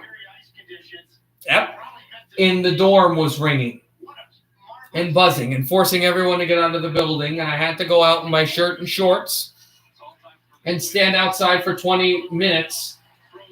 So I missed the final touchdown of the first half, and I missed the halftime. So I have no idea what happened. 2-1 for the Blue Jackets. Moving in and a chance over for Bjorkstrand, too far. Pass to the wall. So I don't know. Dropped it in back. Trocheck off the boards. He backhands off a stick, and it will be offside.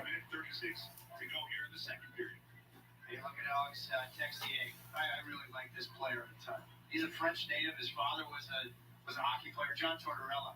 You know, he'll make mistakes when he plays center, but it's never based upon effort and dedication. But you just think about the growth of the game.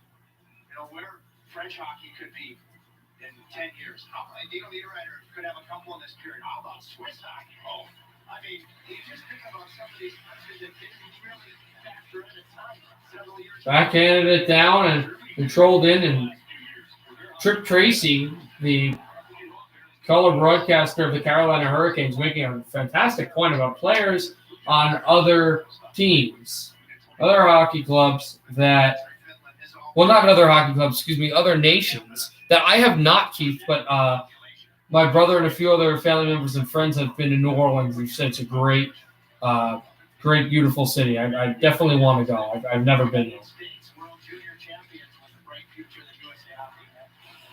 Second back on Has a shot in front, and that back down again.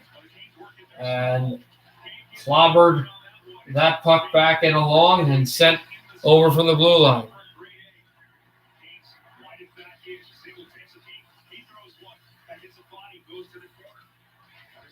Yeah, well, there wasn't, from what I still don't know what the cause, what was the deal with the fire at 8:30 at night on a Sunday. I don't think it was a drill, but we didn't see a fire. It might have been somebody tricking an alarm. Some people in my dorm told me that there were people smoking in the elevator, whether that was an illegal substance or just whatever. I don't know. Don't know what that was all about. Great fishing there? Yeah. Well, I would really spend my time really not I like all of New Orleans, but I would really spend my time like kind of walking down all the city areas, Bourbon Street, talk about that. Obviously, like not the city areas, because every city has areas where I'm not going to say not necessarily bad areas as the period comes to an end, but areas where it's like if you're a tourist and just there for a few days, it's not necessarily a reason for you to go. But I would kind of do that. I'm not really big into fishing either, just because I have zilch, settle, patience. But 2-2 at the end of 2 for Carolina and Columbus. 1-1 at the end of 2 for Ottawa and Edmonton. First period, no score at the end of 2 between the Rangers and the Islanders. So that's a big game there.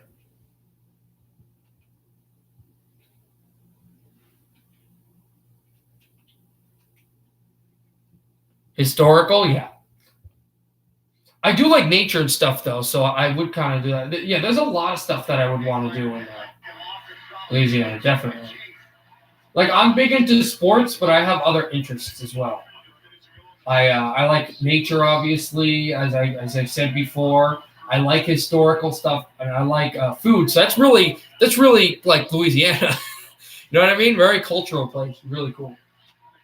So I definitely want to go down there. But I don't know, especially with COVID and everything. And drop back down from the check. Passed on Brassard. We're doing the Coyotes Blues game right now. Passed over for Phil Kessel away from Dunn. Kessel off of Dunn's stick. And it's sent to the line. Shot wide. 9-9 shots tied here at the first period. And also 1-0 Blues.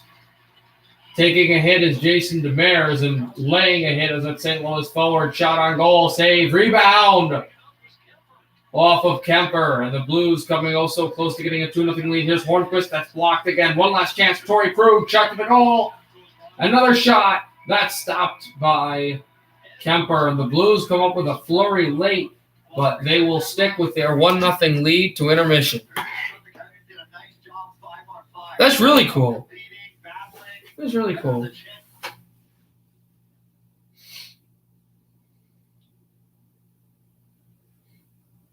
I know all about history. I don't live in necessarily a historical place, but the town where I live actually was named after Thomas Jefferson. So there's that, and obviously North Jersey, well, not North Jersey, but New Jersey in general. If you like history stuff,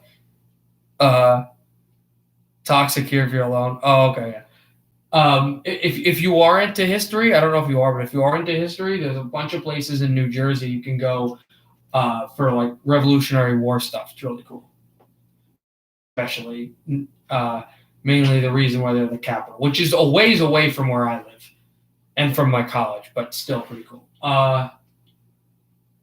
Who do I put on? I'll put on Fox Sports Tennessee. Okay.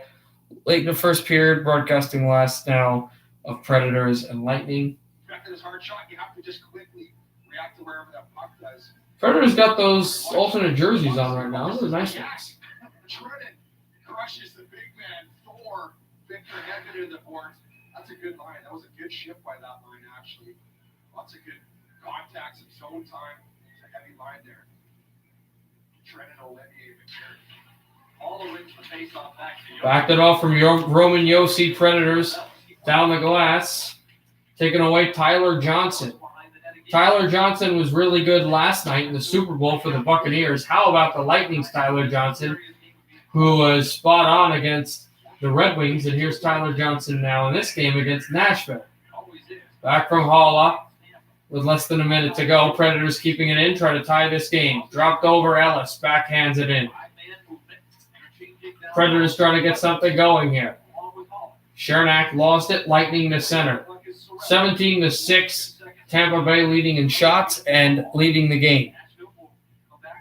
Never been, want to go. Yeah, New Jersey's full of a lot of different things. Again, cultural, historical, all types of stuff. When I was a kid, I always shamed, where I lived. Like I hated the state because as a kid you don't know any better and who cares. But I don't plan on probably living here when I have my career because hockey and there's a bunch of other teams. Unless for the Devils is the pass in front, back behind the goal. But I have gotten more appreciation for my state now. As the horn will go, and the Predators had more chances at the end, but Eli Tolvanen not able to get his first goal in the National Hockey League. All right, yeah, 1-0 Lightning at the end of one.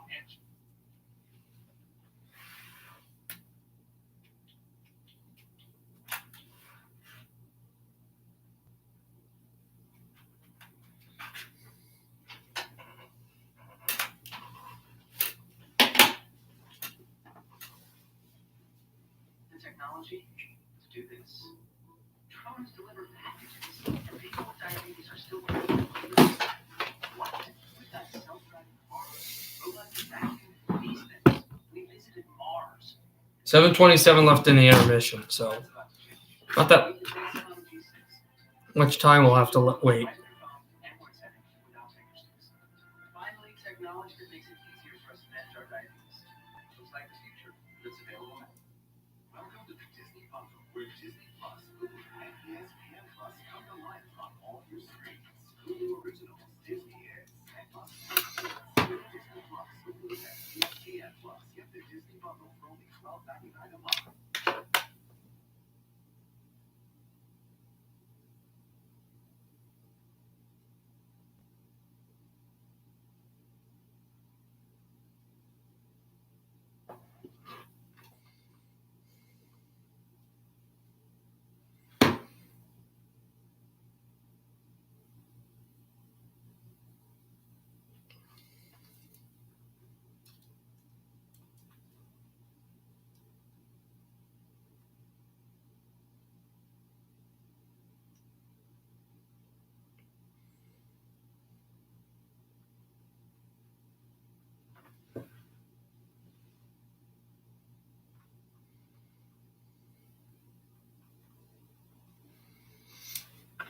So still waiting for that to come back.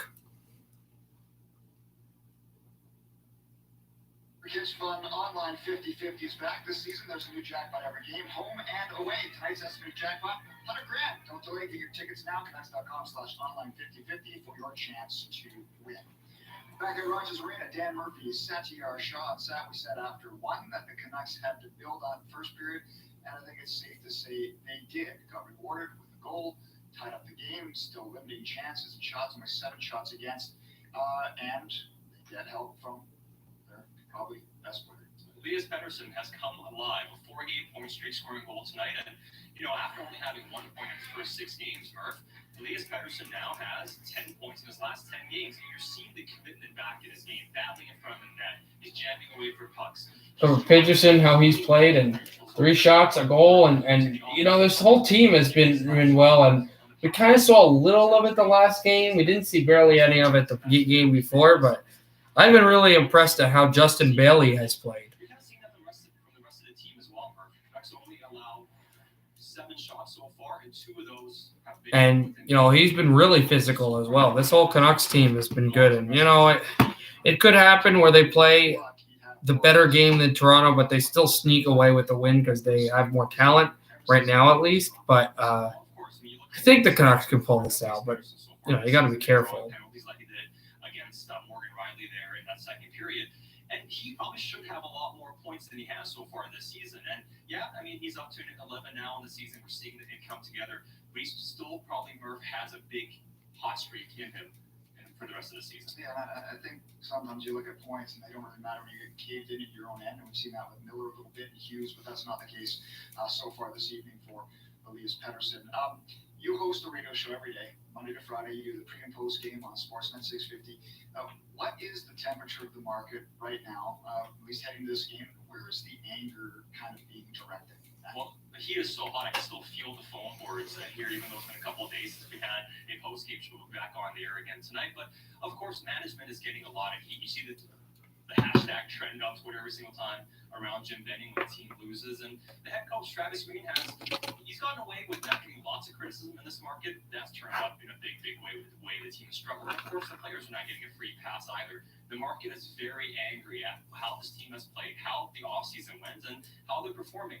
And Murph, listen, with the Canucks, I was kind of okay with the offseason because I was thinking it was kind of like Jim Benning's overpaid for players and have him not overpay for players, and you knew you weren't going to afford anyone anyway, and not to get into any cap issues, I thought was good. I don't think it's really the offseason. I think it's the way that the Canucks are just prepared. I understand they're a young team, but, not really anyone – there's not really a team in this division that isn't a young team. Yes, there's some absolute experience in Toronto, but even they're still a young team as well.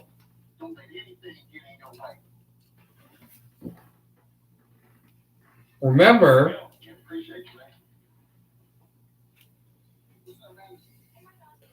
it's important to remember that nobody in this division has won a playoff series since Ottawa and Edmonton back in 2017. Oh, no, Vancouver did last year. I'm an idiot.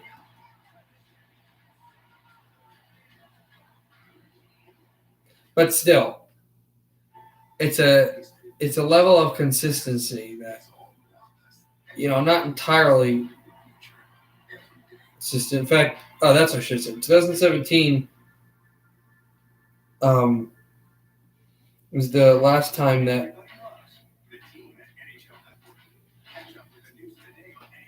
somebody scored, or that somebody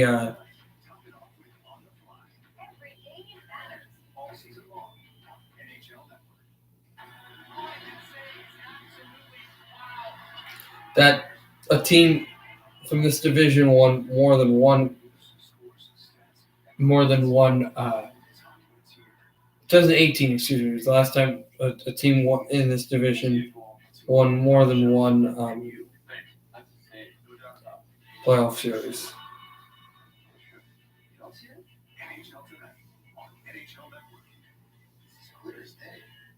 Hockey fans, gear up at NHLShop.com. The largest assortment of NHL fan gear anywhere. Every NHL team and all the players you love. Shop now and get today's special offer. NHLShop.com. A Fanatics experience.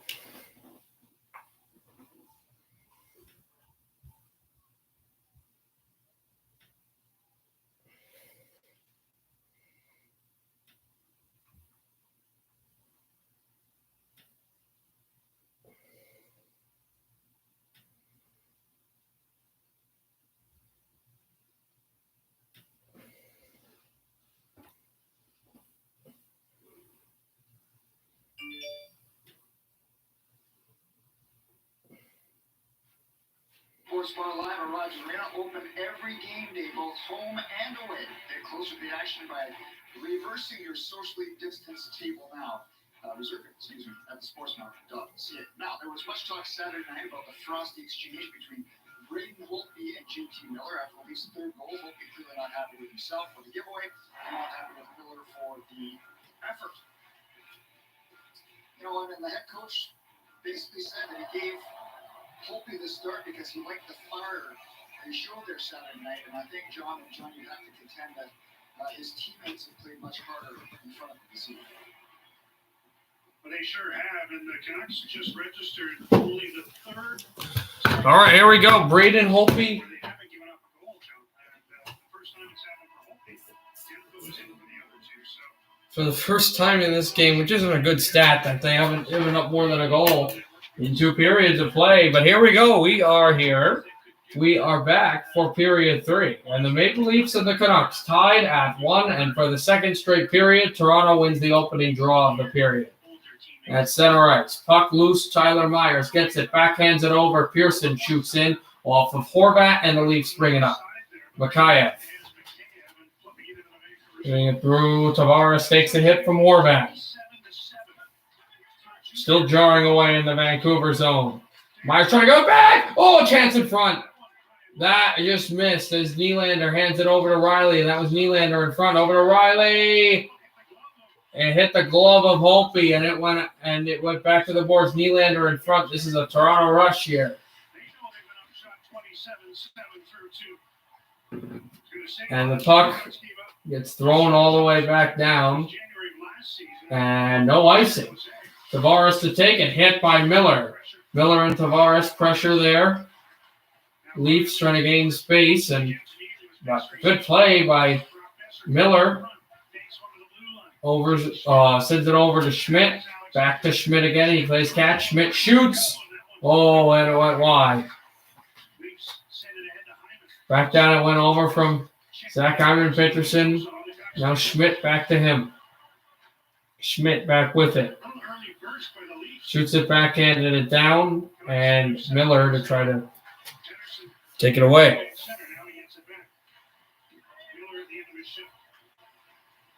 Back down again for the Canucks. Edler away from Marner, and here's Schmidt. Down the wall, Roussel, and a turnover. Here's a shot at wide again. And a hit on Muzzin. And here's Schmidt.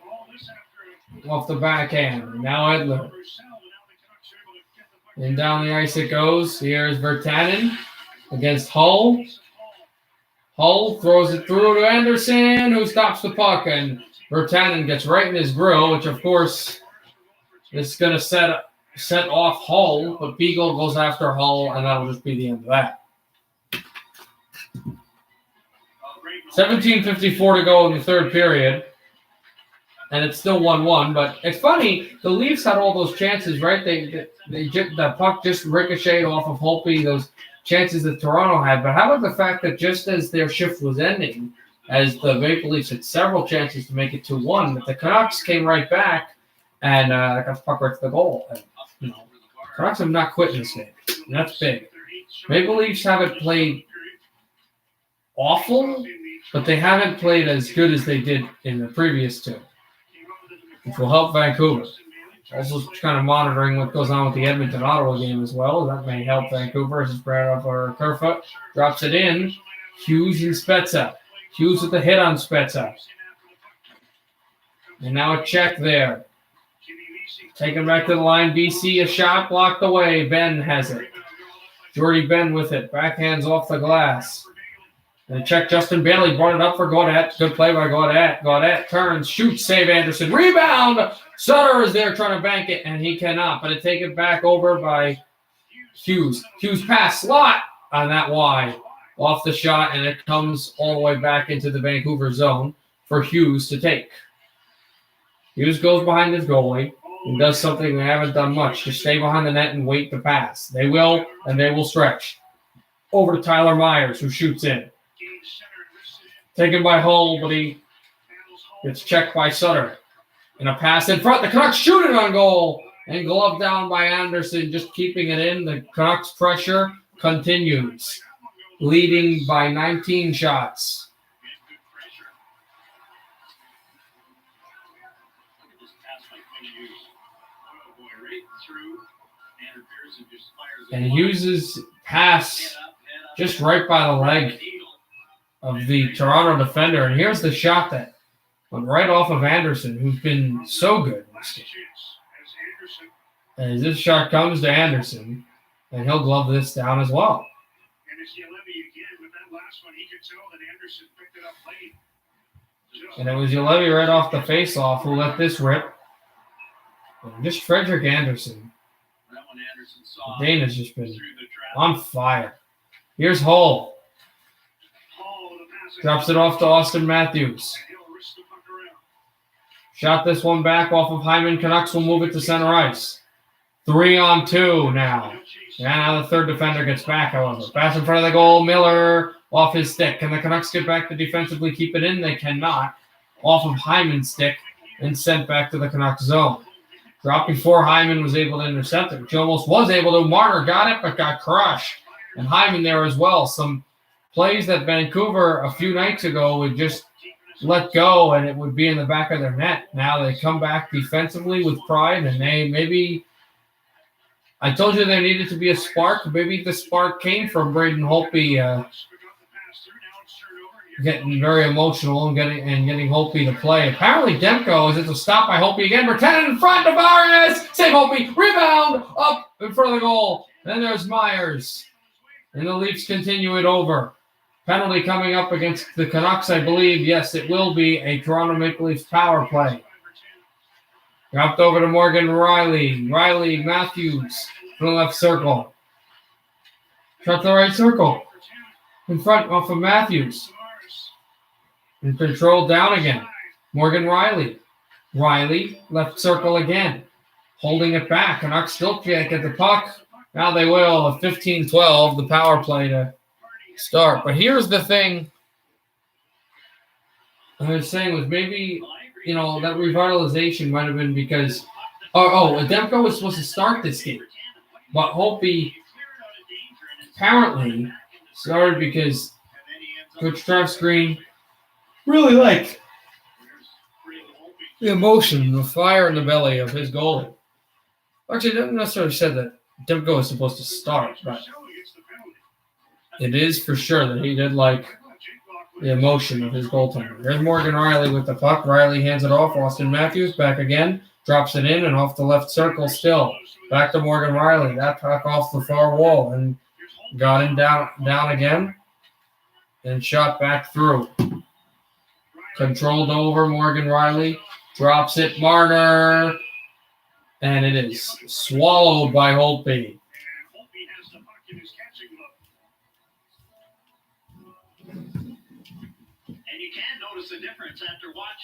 It's funny, we have no games more than a one-goal game in any of the games tonight.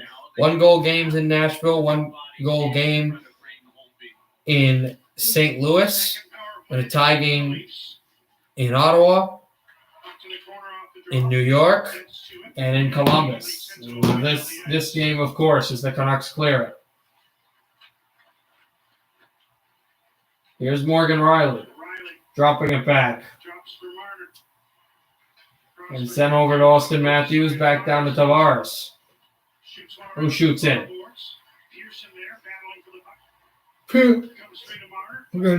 Pearson shoving away.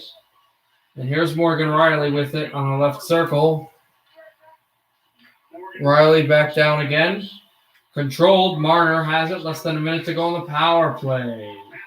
And holding it, Matthews, Morgan Riley off of Marner's stick.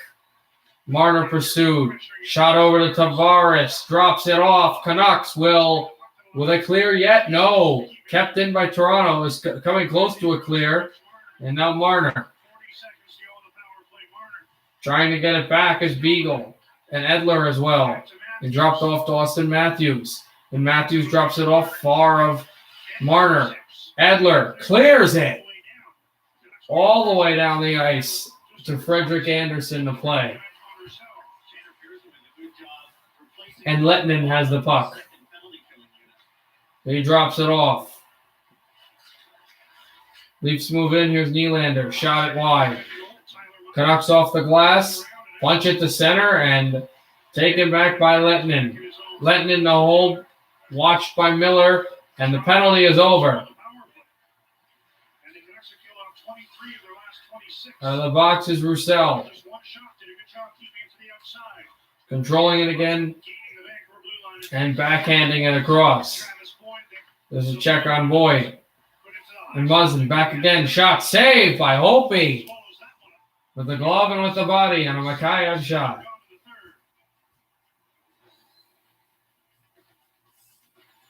So 53 to go in the third period. 1-1. Toronto on Vancouver in Toronto. 1-1. Canucks and Maple Leafs. Maple Leafs scored in the middle of the first. The Canucks scored in the middle of the second. Peterson on the power play for the Canucks. Before that, it was Morgan Riley for the Leafs. Oilers just took a lead. Draisaitl the tying goal. It's Ennis from Legason and Draisaitl. Still no score in the Islanders-Rangers game.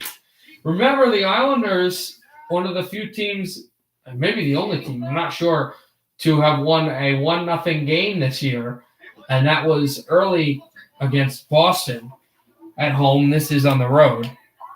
Okay, cool.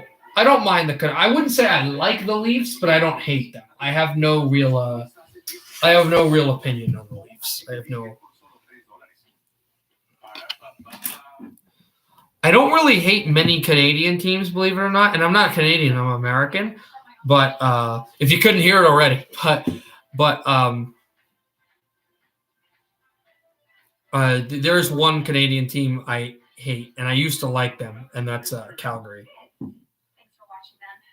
Where's the pizza? Encore GX. Current eligible non-GM owners get nearly $4,300 purchase allowance on 2020 Buick Encore GX models. Claim real cash. There's still time to enter your roster for the Sportsnet Fantasy Hockey Pool. Compete all season for your chance to win the $1,000. Also, if you want to stay around, I'll be streaming some more hockey after these games are done. All of the games left in the league. Coyotes have tied it, guys. Garland. Oh, I love the Battle of Alberta, but I always root for the Oilers. There's another kid here you'll see named Josh. Ravens8 is his nickname. He's got a Canucks logo. He despises Edmonton, but he likes Calgary.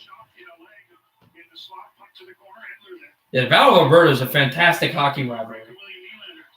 Nylander backhand in front. Oh, denied by Holtby. And here's Edler. Drop that back around. Hyman shot saved by Holtby. Here's Horvat. Backhands over Schmidt. Canucks will send it to center off of Sutter's stick. And a good check from the boards. Here comes Zach Hyman. Hyman has Nylander, who's really dangerous. Hyman shoots, blocked by Edler. Off Edler's stick, and Hyman goes down. Edler gets back up. Hyman has to retrieve his hockey stick. He will off the stick.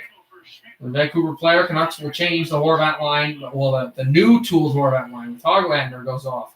Hoglander's been a force in this game.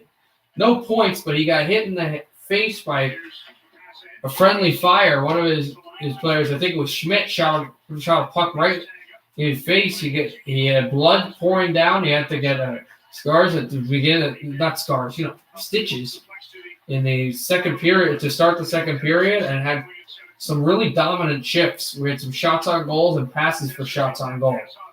Also, shots on goal, pretty impressive in favor of the team you wouldn't have expected. Vancouver, 30-13. Oh, the shots on goal as Besser goes down. Got that back in around Peterson. This puck comes to Marner, who's been super good in this game.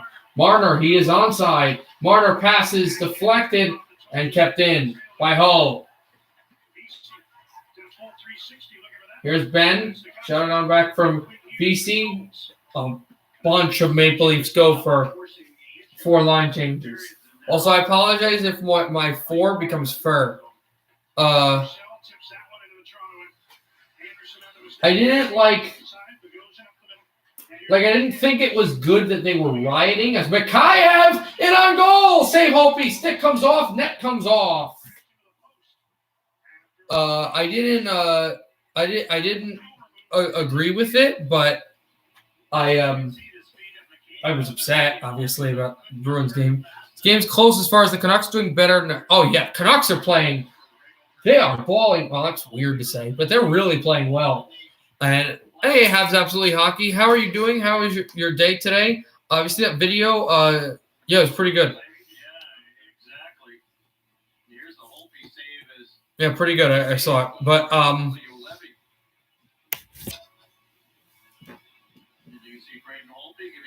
I gotta tell you, I'm really excited for Wednesday to watch your stream against Toronto. Yeah, passed in front, they score. Austin Matthews and a puck with a screen in front, guys. It's the only reason why it's 2-1 lead. Matthews scores, and that's because there is room in front of Braden Holtby, who is disgusted with the screen in his face. And shot to the circle, and then great puck movement. Hyman was in front, and Marner to Matthews, and another great Marner play sets this puck into the net, and Toronto takes the lead. I don't know where he would be traded. What would they get? If they get the Brust for Buchanan, I would be really happy. I feel really bad. Speaking of, I actually met Braden Holtby and talked to him as they score again. Kerfoot.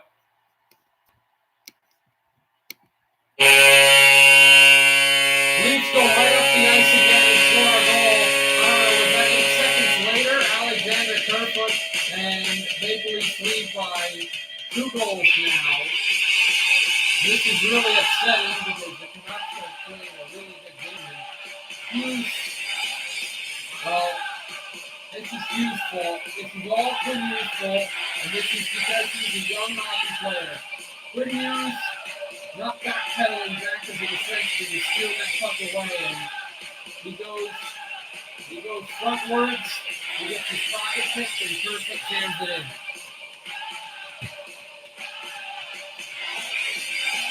What would the Canucks get for him? Like, is DeBrusk on the table? Corrali? Nylander! Oh, he's spinning back, and Hoglander. Now the Canucks need to not think, oh no, this game's over. They've got to keep on pushing. Leafs up by 2 is a shot, the largest lead of the game for either team. Well, Canucks haven't led at all. Off of Pearson's stick by the boards. Pearson drops it off.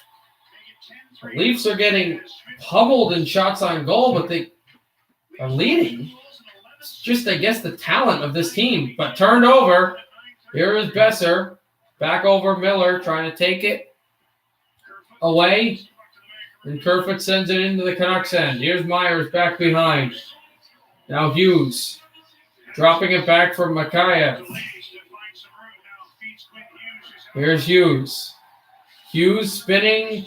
He's pinned by Hull. And the Leafs take it out. Here's Muzzin. And moving it. They had a 2-on-1. Now they can't. Good stick position by Hughes. Marner with it. Marner, Matthews, and sent to center ice. 11 seconds was the time between the goal by, I think, what was it, Matthews, and then the goal by Kerfoot. Backhanded, sent it in, and here is Bailey. Sends it, shot, got it, wide. That would have been huge. Over to Bailey, lost the puck, and a big hit. And it comes to center, and it's Ben.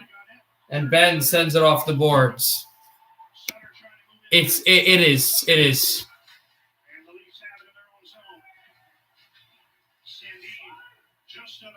Hughes isn't having I don't know bad year, but it's been quite inconsistent. But that was just a rookie mistake of not even a rookie mistake of not backpedaling.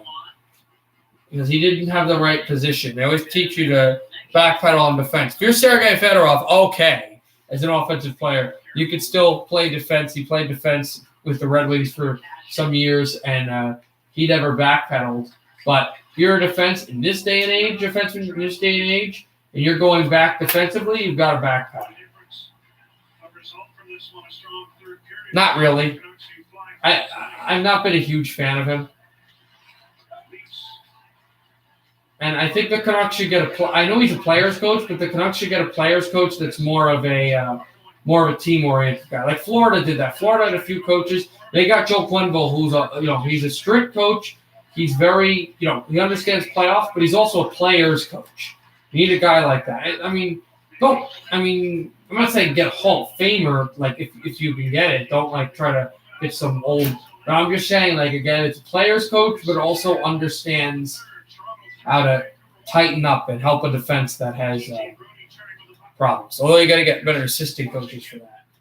As I've said, there needs to be a spark. There needs to be a revitalization in this team. Something's got to give. A win here would have been great, but it's just something. Maybe a big trade, coach firing, GM firing, something. Hey, Gerard Gallant, you know what? That's not a bad idea either. Gallant's not a bad idea. Gallant actually makes a lot of sense. Gallant was a defensive forward when he played in the National Hockey League, a good one. He got the Panthers far. He got the Golden Knights far. He's a very players-oriented coach. Yet Gallant's not a bad idea.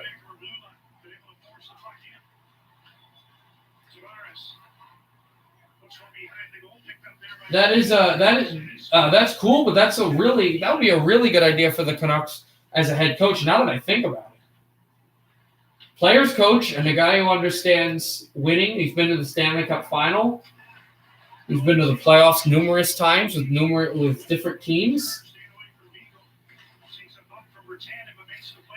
He's good with experienced guys, and he's really good with young players. That's a super idea. Pass to the wall, and now Virtanen back away. Taken by Matthews, and swung down. There's a shot off the stick.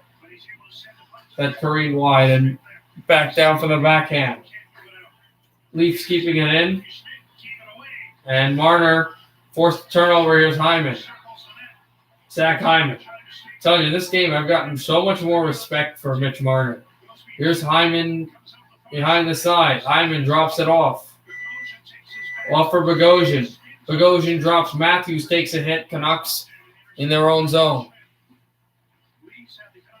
5:25 left in the third period. Maple Leafs 3, Canucks 1, but it hasn't been the prototypical Toronto game. But they did score 2 goals in the last 11 seconds to give their team a 2-goal lead. Here's Gaudette, and then Riley took a check by Sutter. Sutter also with a hit there. The Canucks try to force that through. Remember, they got that really late goal against Montreal, so it's possible to get 2 goals here, even though that was only 1. Spezza off the boards. Spezza.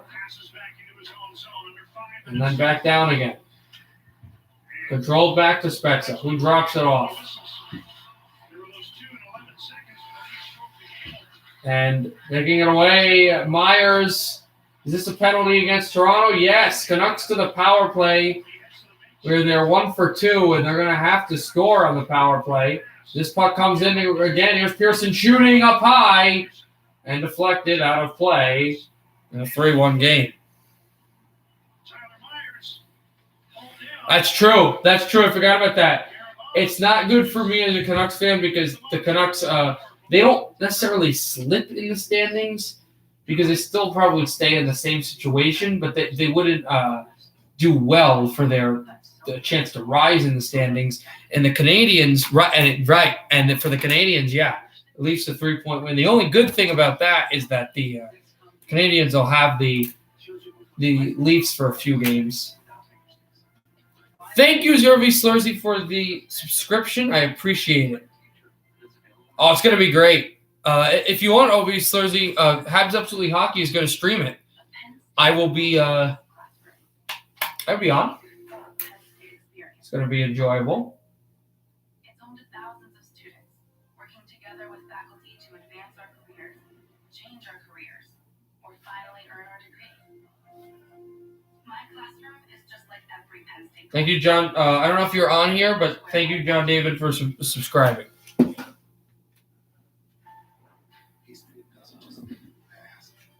As you should.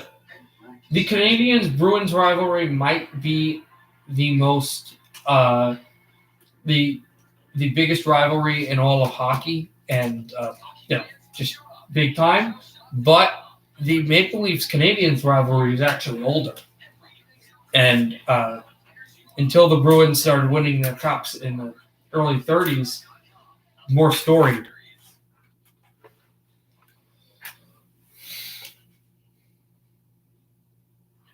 Part of the game is brought to you by Napa Auto Parts. Parts that make the difference. That's Napa know-how.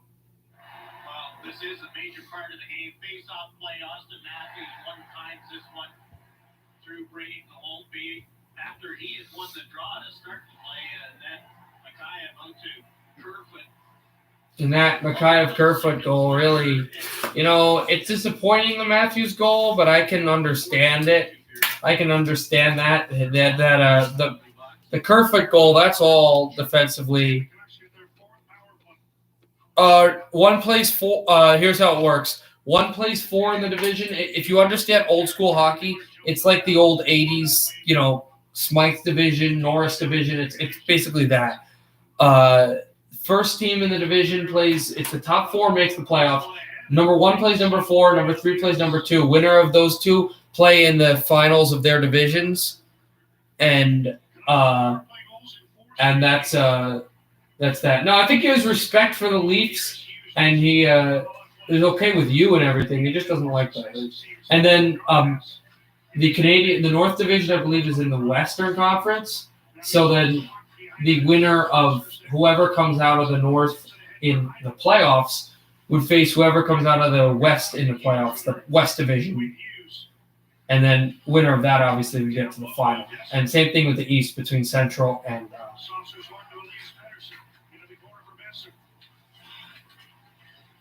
Yeah, but so that's how it works. You think the Jets will be the 4 seed? I think the Canucks could still make the playoffs, unless you're thinking that the Canadiens will be the 2 seed, because then that would make sense. Hughes over. Pass over to Peterson. Hughes drops it off. Miller shot. Oh, hit the post. Hit the post. It did not go in. Hughes a shot. That blocked around. Peterson, and it goes to center. Another bad karma for the Canucks as the Leafs are making line changes. Here's Peterson. Peterson lines it and tried to go over, and Hughes takes it back at center ice. Less than 30 seconds to go in the power play. And it's deflected out. I can't show the game.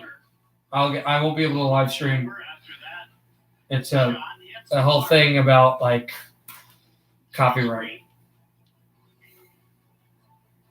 So just off the post and out. Watching it go by.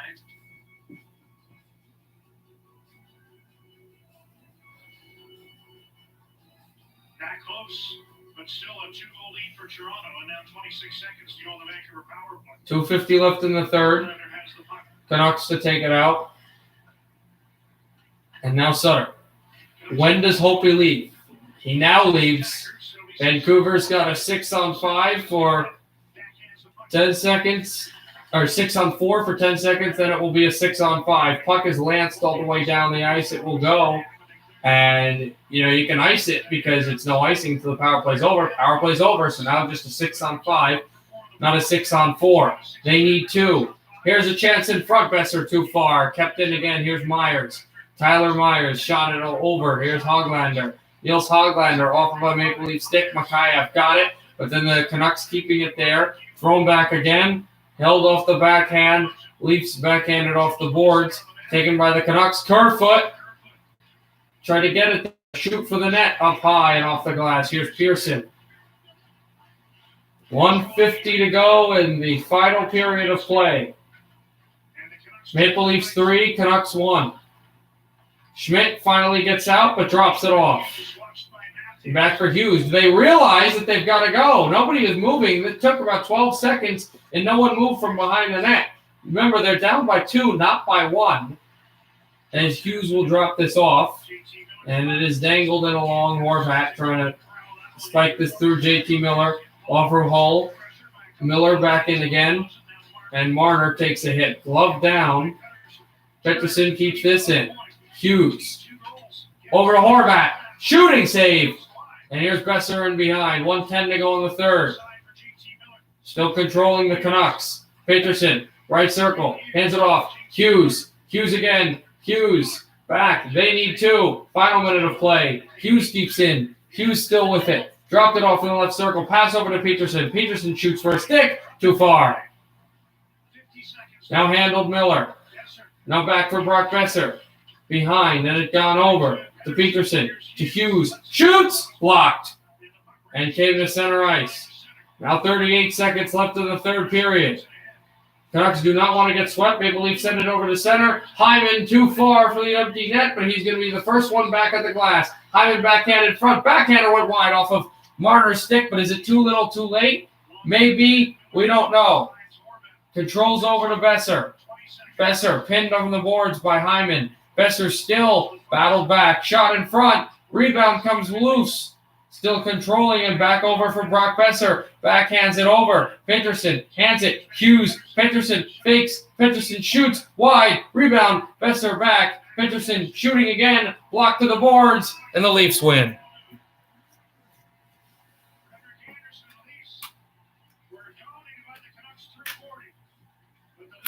All right, that's the end. Okay, I'm going to be doing a bunch of other... I'm going to be doing a bunch of other games right now. Let's see, the Islanders-Rangers game, if I remember. Oh, Islanders won 2-0. They scored 2 goals in the final period. Wow, they shut out the Rangers. Okay, we've got tie games. We got the Oilers up 2-1. We'll go to the Oilers game first.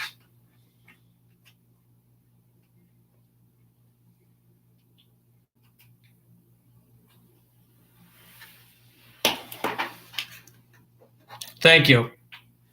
So we'll do Oilers this game. We'll do then we'll go to the Carolina game, and then we'll kind of have a stagnant kind of period because then we'll also have the other games going on, the 8 o'clock games that are in the second period. Oilers pass it off. Ennis off his stick. Senators to bring it up again. 3:13 to go in the third period. And Edmonton brings it up. And held again, McDavid over. Shot. Save made. That is Senator goaltender and brought in again. Norris tries to get there, and he got hit. Going to take a run at him. And brought in again. There's a shot. Saved by Smith. Rebound. Puck is loose to the corner.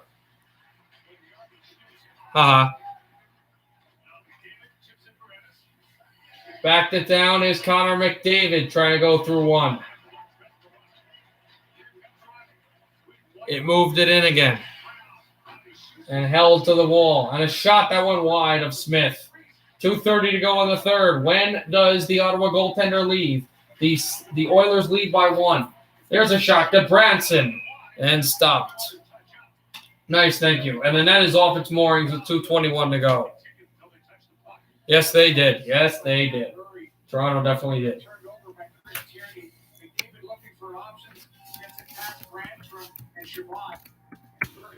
Hold on one second. Nobody scored.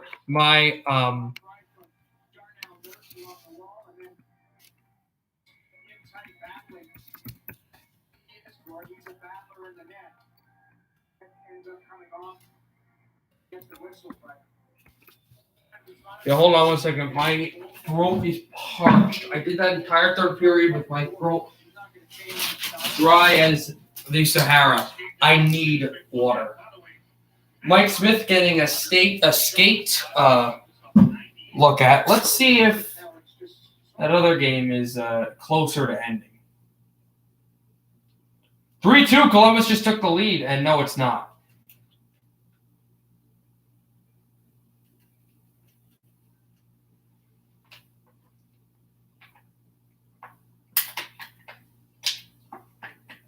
Montreal meet on Wednesday night hockey. Tune in to the big ones. That's Wednesday at 7 p.m. Eastern, 4 p.m. Pacific on Sportsnet and Sportsnet Now.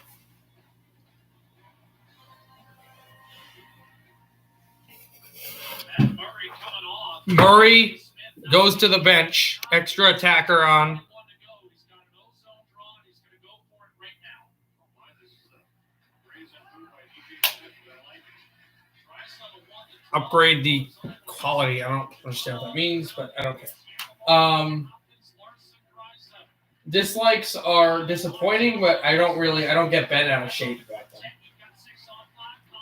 Most YouTubers don't. They're just looking for views. Back from the boards, Draisaitl back off of Yamamoto again.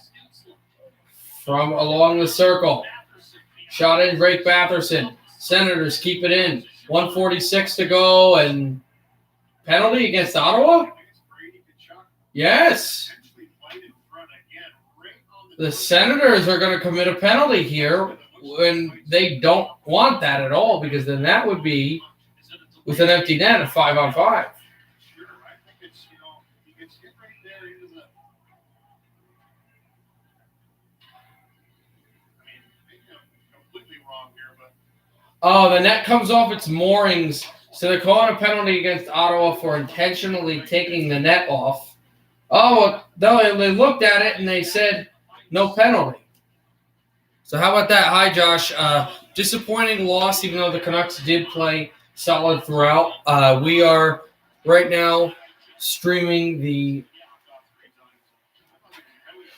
We're streaming. Yeah, I'm a Canucks fan. We're right now streaming the Edmonton-Ottawa game. We'll be streaming the other games as well. Connor McDavid pinned from the line. Empty net. Still, Oilers trying to get it out. They could just keep this pin, though. Senators need a goal. Oilers get back. Here's Connor McDavid. Breaks it. Shot for the empty net. They score! Archibald! Nope, wrong one. Archibald! 3-1. Edmonton. Not good for Vancouver, I tell you that much. Just lined it in the goal. And Connor McDavid passed the puck in the Pepsi game and made Archibald, and with 70 seconds left in regulation, the Oilers take a 2-goal lead.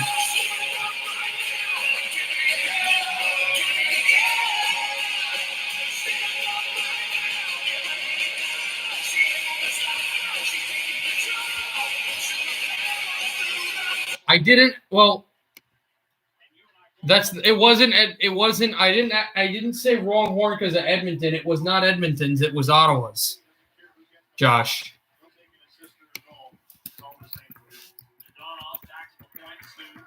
Anyway, so I didn't say wrong horn because it was the 8-bit. I said wrong horn because it was the wrong team. Senators pull their goal again. Here's Nugent Hopkins. He'll draw this back from the line. And taken by Leon Draisaitl. And set back down again. The Oilers from the boards. Shot in for the empty goal, went wide. Shabbat with it. Yamamoto still trying to jar it back loose. Korea could not get it. Here's Yevgeny Dadonov, who's got the only goal for the Senators in this game. 15 seconds left in the third. Edmonton can bring it out and score an empty netter if they want, but they'd rather just sit on the puck here to conserve this hockey game. They'll shoot this down, and one last chance. A backhander will go wide, and the game is over.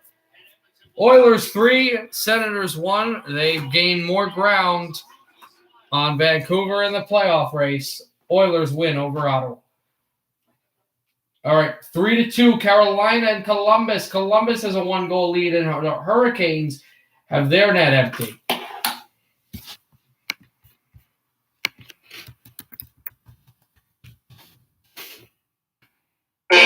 Nope, that's not. 46 seconds left, and the Blue Jackets can't change.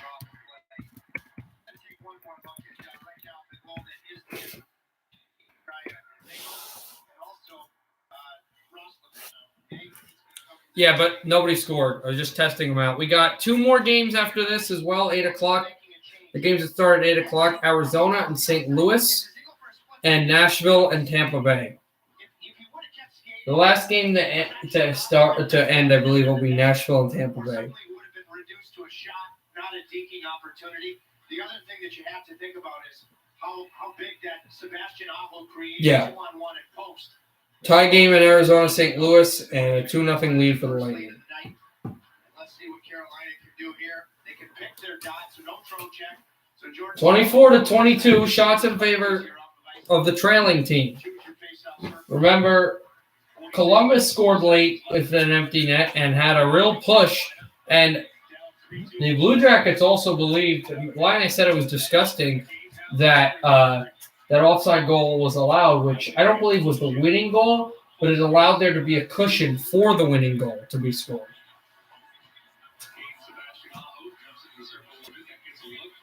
Stole back off Dougie Hamilton, hands it past back off blocked, and sent all the way down into the Carolina zone. Jacob Slavin with the puck. Slavin has it. Hands it back off Aho. Hurricanes bring it in. Backhands down again. Here's Svechnikov. Svechnikov. Loose there off the slot. Controlled again. Shot off the point. That deflected wide. Here's Slavin. Drops it off. Shot Svechnikov. Blocked. Columbus down the ice. It should be an icing. If a Hurricane can get there, they will. 13 seconds remaining in regulation. Dougie Hamilton, the former Flame, will get the puck, and he will force the puck back in. And this is off of the stick of Atkinson.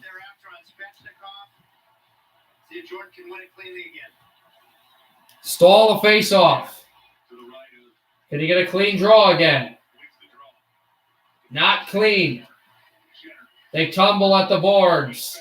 5 seconds left. Puck is going to careen to center. One last chance for the Hurricanes. Dougie Hamilton shoots in, and there's nobody back.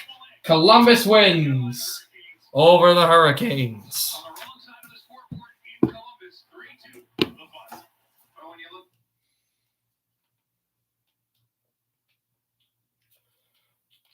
All right, let's go to St. Louis.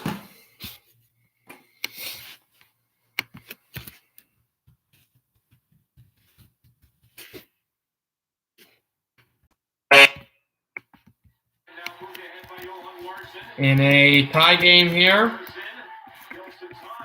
Back out again. Who's winning with the Leafs? The game's over. Leafs won 3-1. We're doing the 8 o'clock games now, which are late in the second period. Blues and Coyotes, and then also the Predators and the Lightning, as the Coyotes are going to bring it up on goal. Holds in a shot. That one went wide off of Binnington in the tie game. Grouse. It's back then again. Binnington steers it away for Jaden Schwartz. Less than a minute to go. The power play has about 10 seconds shorter than the period clock. Hold in for the Blues to control the power play. Torrey Krug hands it off. Right circle shot. Save. Kemper.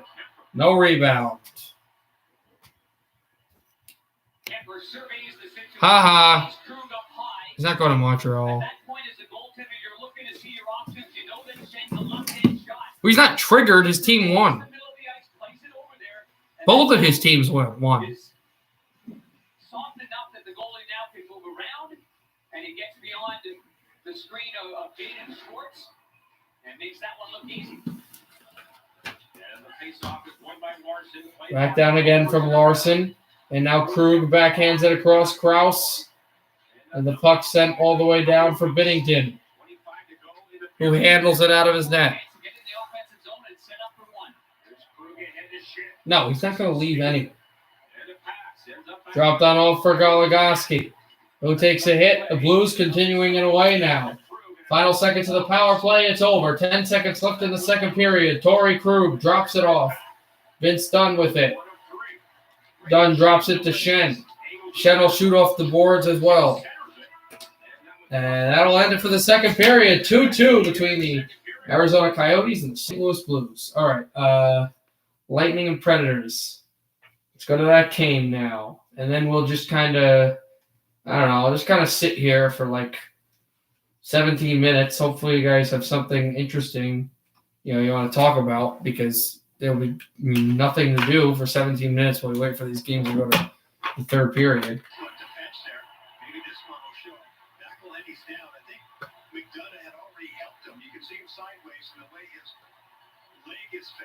Lightning is a 2-0 lead, but they're trying to see if this goal goes past McElhenney and into the net, which would make it 2-1.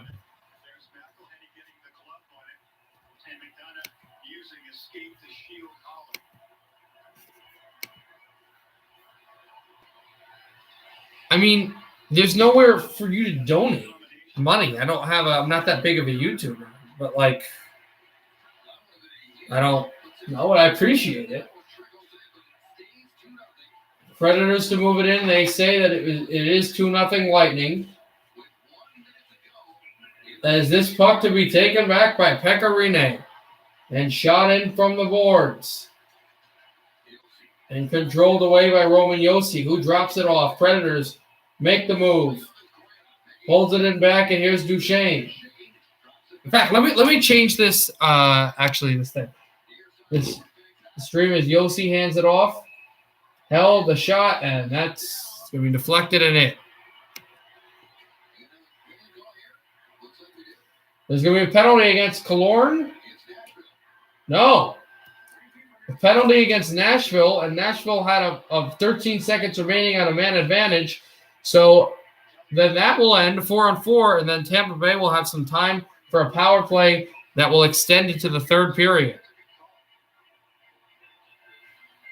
Is he going to get a foul? It wasn't on him. Is he going to get a goal? Well, he had a goal, what was it, last season against Chicago? I don't know. They're down 2-0, so you wouldn't think.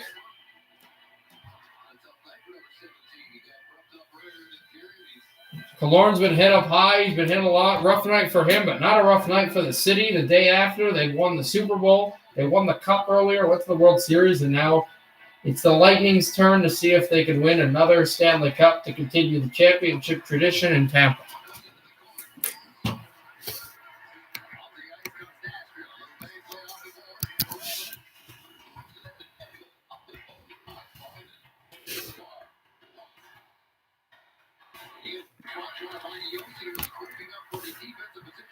Puck back down, dropped in again, and sent through, and a one-timer that also went wide.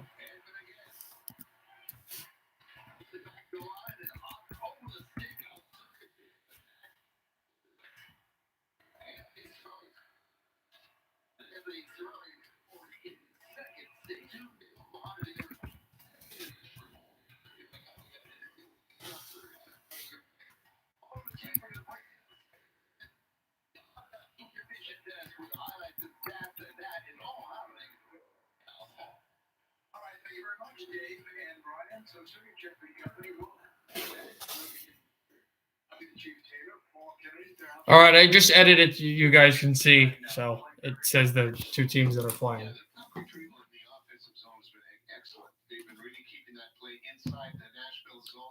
Yeah, I missed it. Josh knows the story, but I'll just tell you, I'm in college right now, and on campus there was in our dorm there was a fire alarm triggered. We don't know why, so I missed the halftime show completely and the final touchdown of the first half. I was streaming the game yesterday, and I missed that whole thing, so I don't know what happened. That was it. And, when that scrum in front of the net there and along the goal line. So I think that they played a really solid period that time. They really not giving Nashville any chance to get anything going or any kind of sustained pressure. Mikhail Sergachev just off the ice joins us now, a part of the second power play unit 2, so he'll be going to work on that second or rather the third period against Mikhail. If you would, skate through that power play goal that Cirelli scores. You're the one that generates the opportunity when you pounce on the puck. How it develops and what you see. I mean, I try to change my, approach on the power play. Try to shoot more now, and I guess it worked this time. But I saw an opening there and jumped right in, and goalie didn't see anything, so I tried to shoot it past him, and they did a good job on the rebound. So my approach is just to shoot the puck if I see the lane, and our guys will make sure to grab the rebound. So that's what happened. Mikhail, you guys are really keeping that pressure on in that offensive zone, especially in that period there. You just so is that something that you right now I'm laughing at something. Anyway, just right now we'll wait for this game to come back. Also, if you guys don't know, there's a regular watcher, I don't know how to say it, of this channel that likes the Coyotes, but I never get to stream them, and I'm actually edited it. The description, hopefully that they come around and sees, because the first thing that the stream will say is Arizona Coyotes. So I'm hoping that.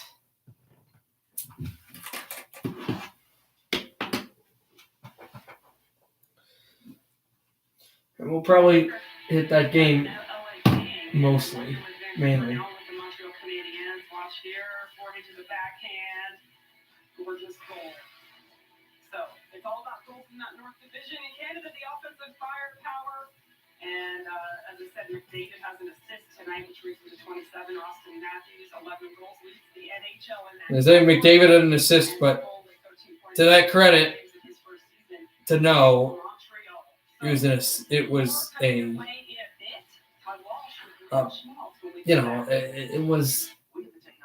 yes, it was an assist, but it was an assist for an empty net. So. Diabetes are still pricking their fingers. What? We've got self-driving cars, robots that vacuum, these things. We visited Mars. And finger sticks? Really? Well, that's about to change. Meet the Dexcom G6. It shows you glucose right in your phone and where it's heading without finger sticks. Finally, technology that makes it easier for us to manage our diabetes. Looks like the future, but it's available now. It's always tough when you're preparing to find a friend and teammate. I know it can be, but this is my job to go in there and put his dreams on hold. That I won. He's winning the award. I'm ready, let's go! I'm not talking about no champ. He is a monster.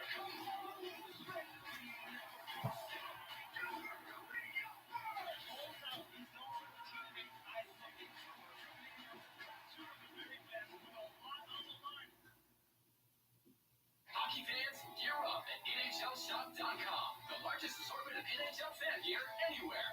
Every NHL team and all the players you love. Shop now and get today's special offer. NHLShop.com. A Fanatics experience. history doesn't just live in the past. It's all around us. Where'd you see, Arizona or none? I'd say Arizona.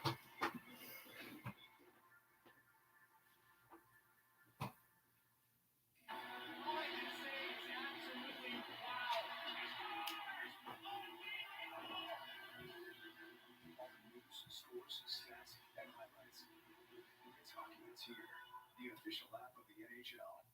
What do you see? I see a goal. It's a goal. Top shelf. And you? Hey, that's a save. No doubt about it. Are you sure? I'm sure. You don't see it? NHL Tonight on NHL Network. It's clear as day. I need them to win to make 500. Oh, nice.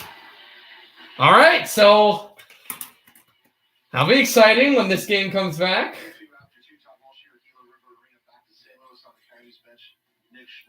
Tell you, if the Coyotes win, I'll have a good call on that, though, for that.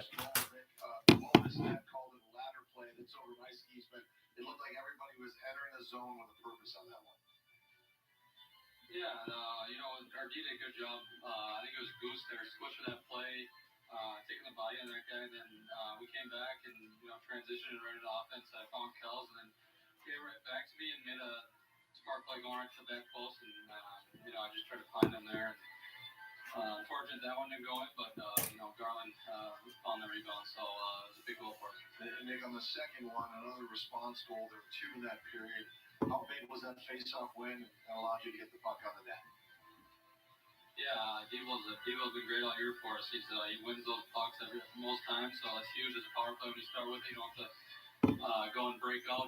So, talked about it a little before the game. We wanted to, get pucks to the net, especially me. I wanted to, they do a good job flexing out that defense. So I tried to change the angle a little bit, just kind of step one through. And, Deeble's been really good in front of the net and finding those good pucks. So it's not a big goal for a power play on our team. Last quick thought, your head coach Rick Talkie talked about this game today as a maturity game for the group. You come back from 2 deficits.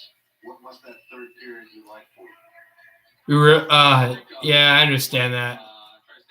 But I could cash out 130 right now. It's tough. The Coyotes are playing good hockey. I'd stay with it, but don't trust me. Trust your gut. Yeah, no, I understand.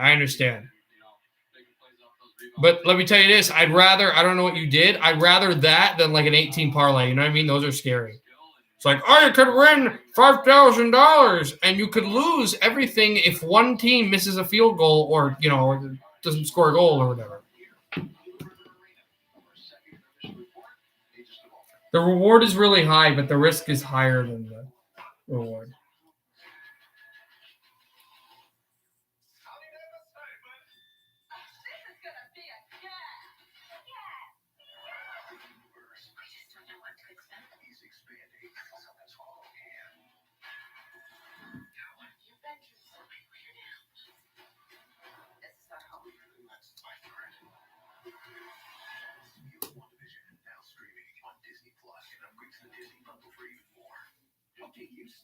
I see a goal. It's a goal. Top shelf. And you? Hey, that's a save. No doubt about it. Are you sure? Sure. You don't see it? Yeah, I'd be nervous too, man. Definitely for that. I'll let you know how much time is left until the third period resumes. 5:37 left in that intermission. 11-11 in that, so we'll have some good games to do.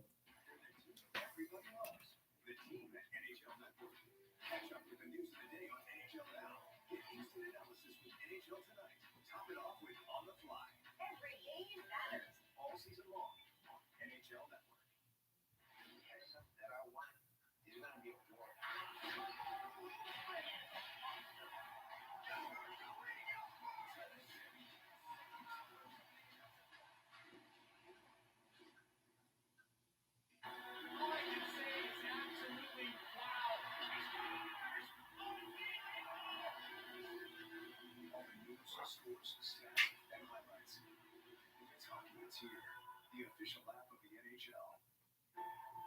History doesn't just live in the past, it's all around us. And Blank History is building the future every day.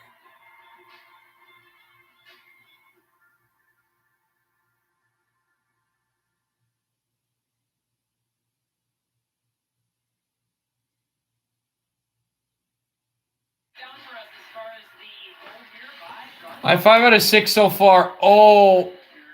Okay. All right. I really hope that you can get it.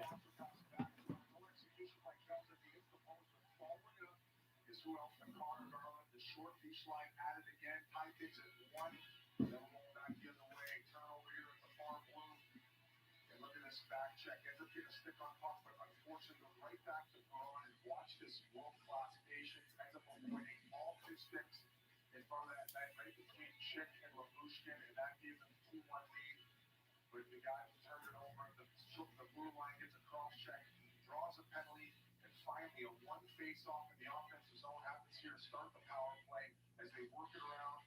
Finally ends up going out to Schmaltz, and very similar to their power play goal in that first period.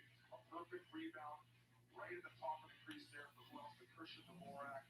This escalated quickly. Yeah. I'd say so, Josh. I'd say so.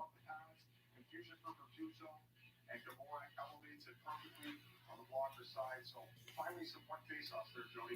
Yeah, the face-off and also making Bennington pay there for the rebound. Here are our stats brought to you by Gila River Hotels and Casinos. So another great tilt here, as it's obviously a game where it's tight. They all have been. What are you looking for in this third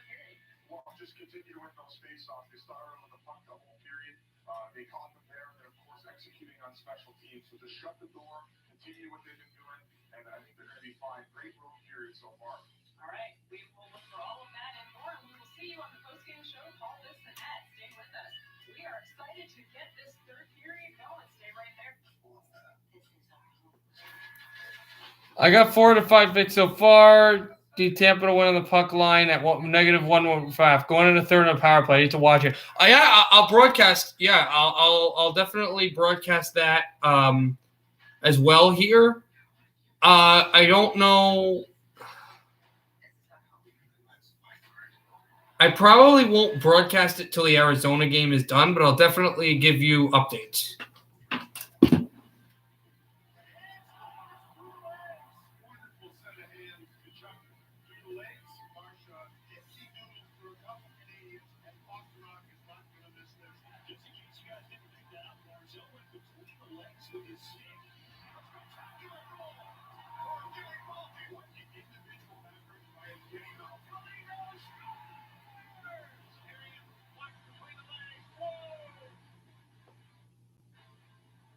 Hockey fans, gear up at NHLShop.com. The largest assortment of NHL fan gear anywhere. Every NHL team. All right, yeah. The players you love. Shop now and get today's special offer. NHLShop.com. The Fanatics experience.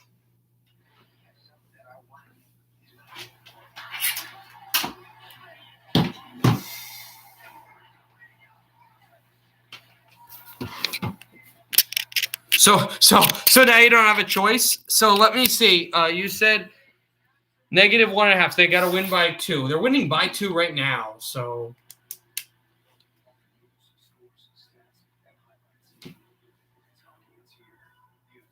if they could get another goal, if they could get a goal on that power play, that'd be really good for you.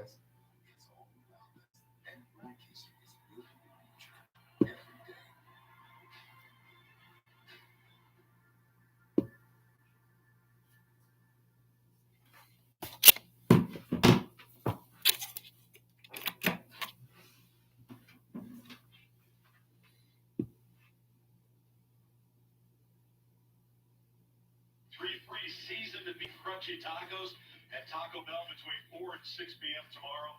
No ticket is required. And welcome back with Tyson Nash. I'm Matt McConnell. 2-2 as we get set for the third period of play.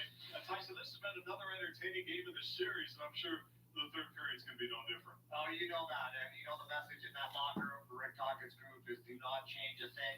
You heard from Mick Schmaltz. They want to see more pucks going behind the St. Louis Blues D and use that tenacious forecheck. That's where they generate a lot of their offense. And generating a lot of offense in front has been Christian Dvorak. He is red hot, and he brings us our Coors Light beating the pressure. Yeah, so fun to see Christian Dvorak maturing right before our eyes. At a season-high 18 goals last year, he already has 7 in 12 games. He's been all over it, finds different ways to score each and every night. Hopefully he's got one more left in that barrel. And here's the last 5. Am I the only one who doesn't know gambling terms?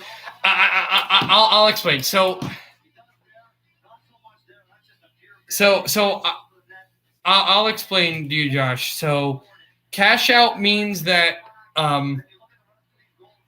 he was basically winning in the bet and winning other few games.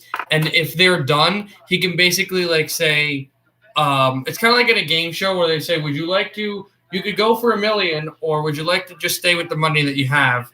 You could lose it all, but would you rather just take? So they were both going to cash out, but they lost the deadline on them, so they're going to stay to get the maximum. So for Big Boy, he's gotten 5 out of 6. If the Coyotes don't win, he loses everything.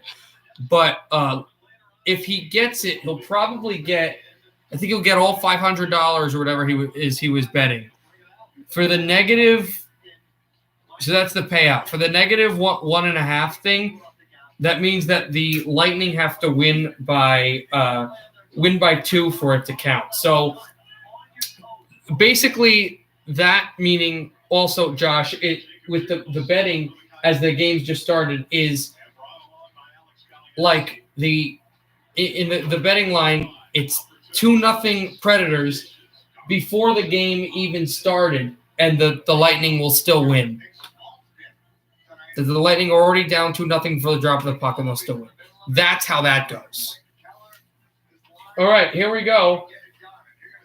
50 seconds into the Coyotes Blues game and an icing.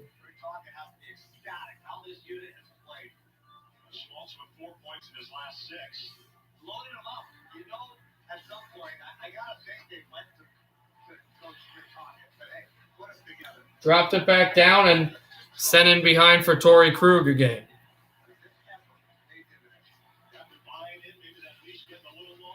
Back down, Schmaltz takes a hit. Puck back in front. Coyotes will send it over to center. And falling down, able to scoop this from the boards, and Stewart will take it in back. Back down off of Schwartz. And copied it in back.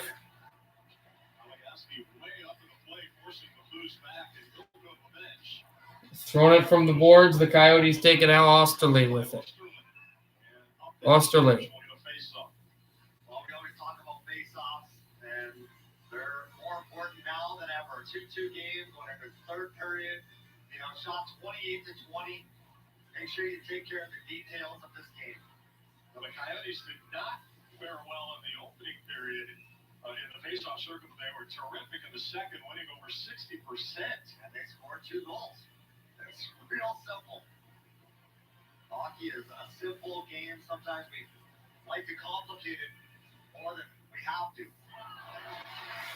Back it down, along from Sundqvist and brought in off the boards and controlled it down, and a big hit by Sundqvist.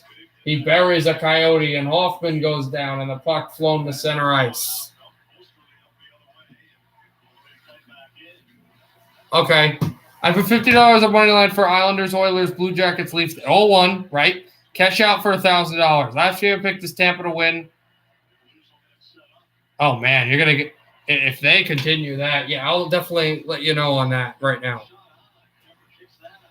Controlled it back over. Parayko. Osterley back from the boards. Done and dropped in. And here's Hoffman. Hoffman circles the wagon, and the Blues control the left circle. Hoffman shoots and blocked in before it could get there, and the puck comes off the wall to Parayko.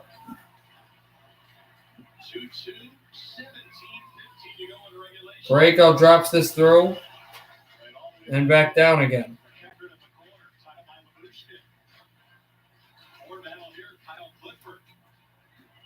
NHL TV, yeah. Not a bad idea. That's what I'm watching this on.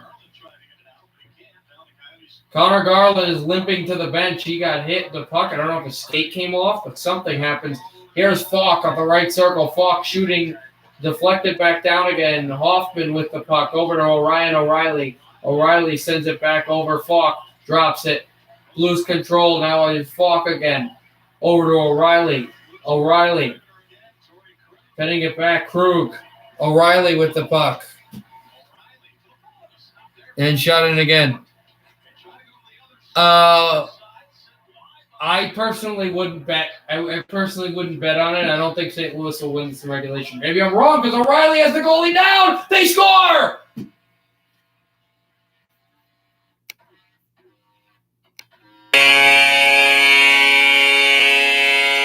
Never mind, Milo. The Blues have taken a 3-2 lead.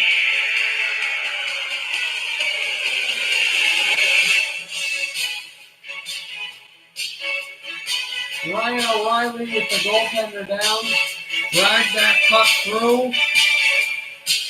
Yeah, I don't know.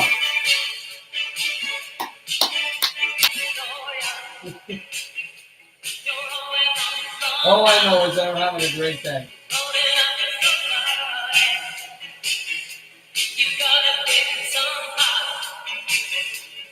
I like how Josh and I are the only people that's watching. Yeah.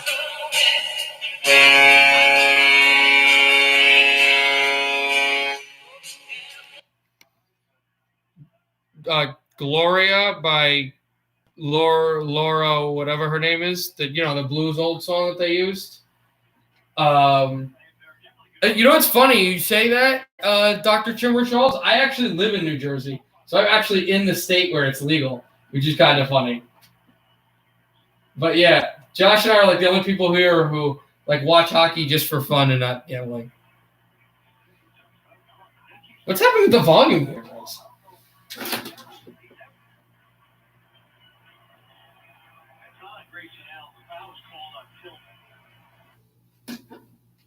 That's an interesting thing. Funny thing happened. I don't know if it's with the game or whatever, or maybe it's with my TV, or if it's with the Arizona feed. We're just about to find out. Doesn't really. Oh, cool. Where are you? What part of New Jersey are you in? Yeah. Oh, yeah. So it's not the TV. Something's wrong with the Arizona Coyotes feed. They got bad mics or something. The horn didn't even sound correct on their end because it's in St. Louis. But the Blues feed is fine. Bedminster? Oh, okay, that's I think it's like it's in the middle. I'm from Jefferson Township, which is in Morris County, North New Jersey, and I'm right now in Montclair State University. So right North Jersey, that kind of thing.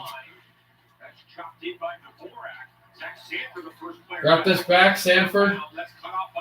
Shoots that in behind. Now Labushkin motors it through.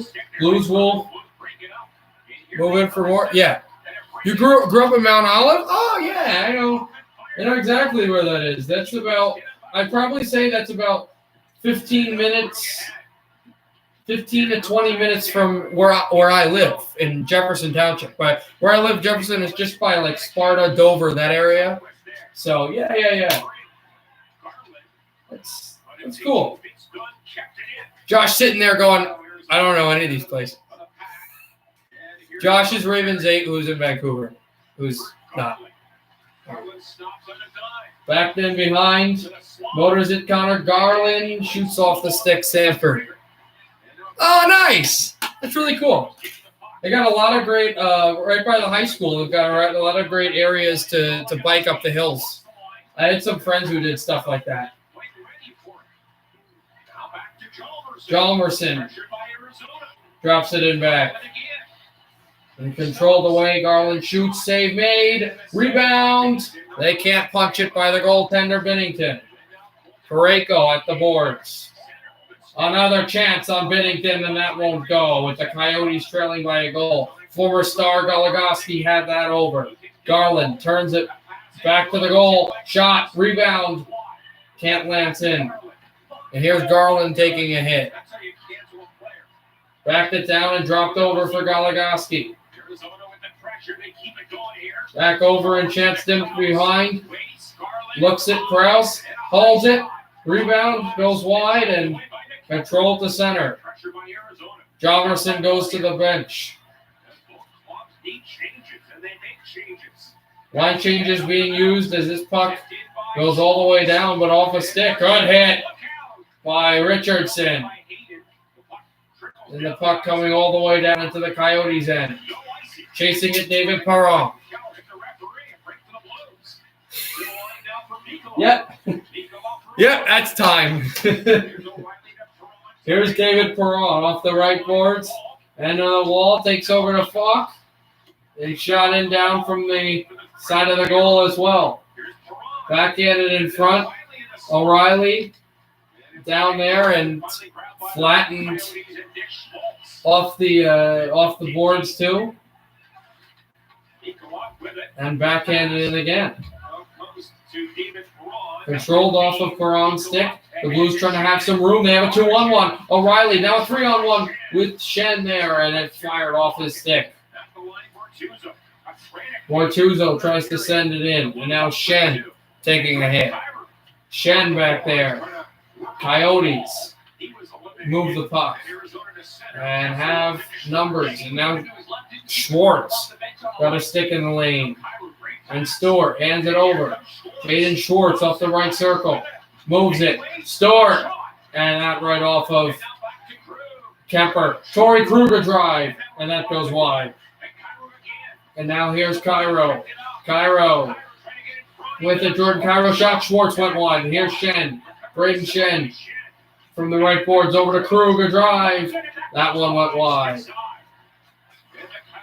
And it bottoms off the boards again. To be taken by Jaden Schwartz.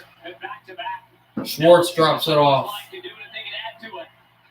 And controlled again by Parayko. Home Parayko, Zach Sanford taking a hit, tries to get it in.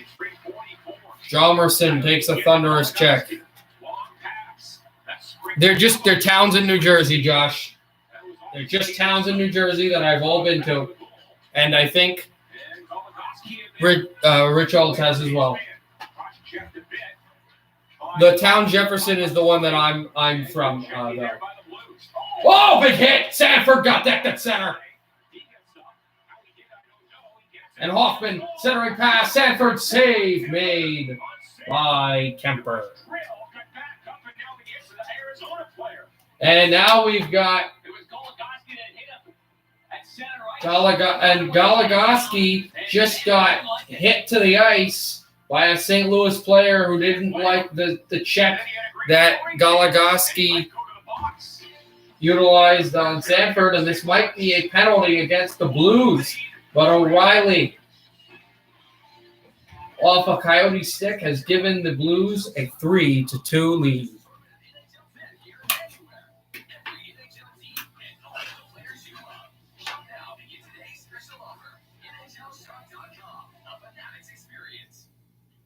.13:02 left in the third. Predators are on the power play, but it's 2-0 Bolts.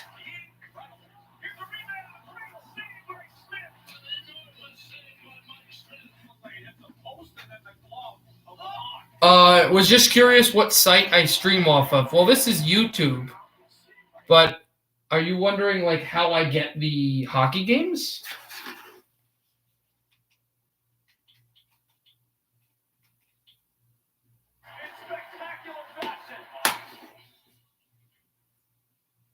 I see a goal. It's a goal. Top shelf. And you? Thank you. That's a save. No doubt about it. Are you sure? You can stream. That's off the phone. That's off the phone that you can't stream with 1,000 subs. You can stream whenever you want on computer. On the computer, you can live stream. You just have to have your computer. 101. You can stream on your computer. You just have to wait when you create a YouTube channel. You just have to wait a full day, and then you can stream. Then you can stream whenever you want, unless you commit a copyright violation or whatever. You can live stream whenever you want on the computer. You need 1,000 subscriptions to be able to stream on the phone, which I don't have. Yeah. Also, Ranting New York Rangers, you're a Rangers fan. If you, Rangers, I don't think will make the playoffs, but if they make the playoffs, obviously I'll stream it because it would be a playoff game. But if you want to watch Rangers games on this channel, I will be live streaming Rangers and Devils games when they play. Assuming the Devils ever get out of this COVID break. All of the Pittsburgh Penguin Devils games have been canceled. Now some of those postponed against the Flyers. Cross-checking minor. Here was the first part of it. Goligoski, the defenseman, was in on the forecheck.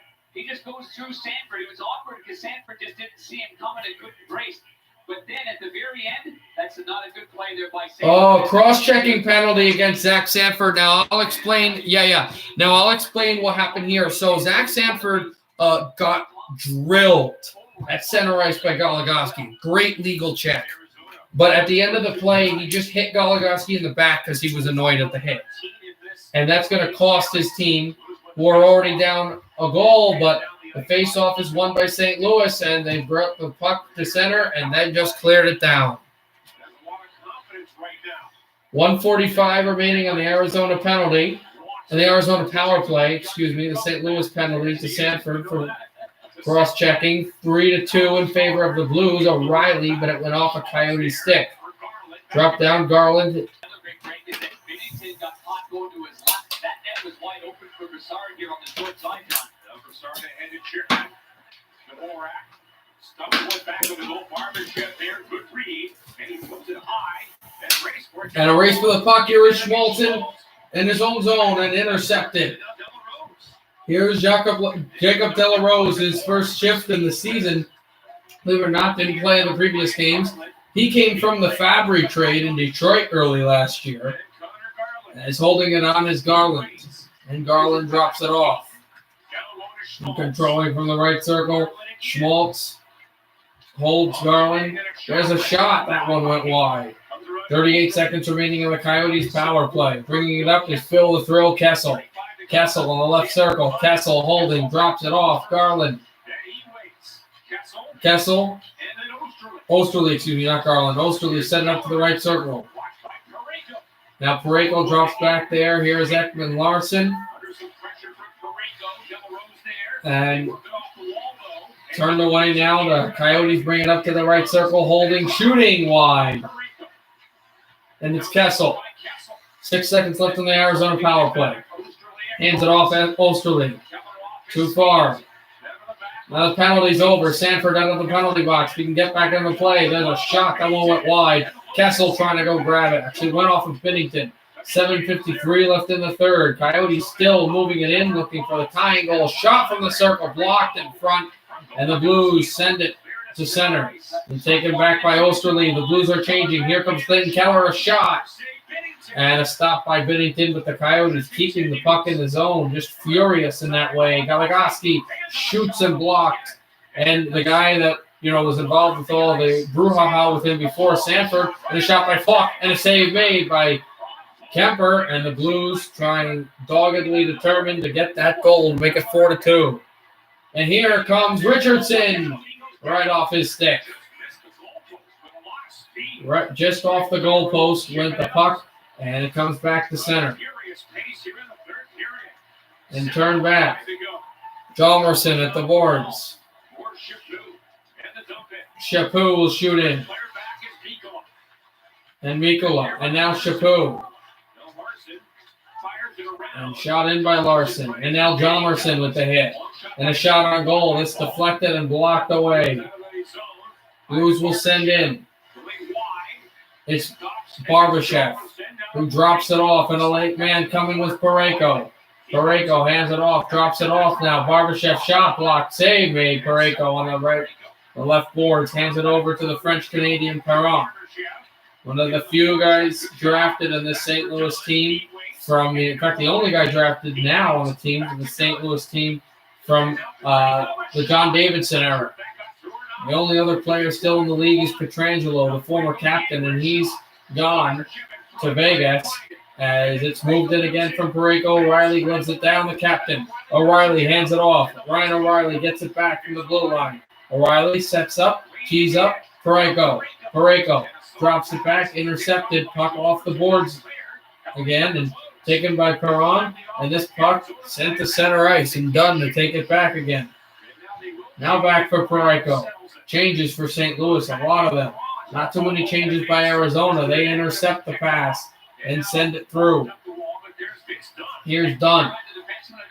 Back in again. And this puck will roll into the Coyote zone.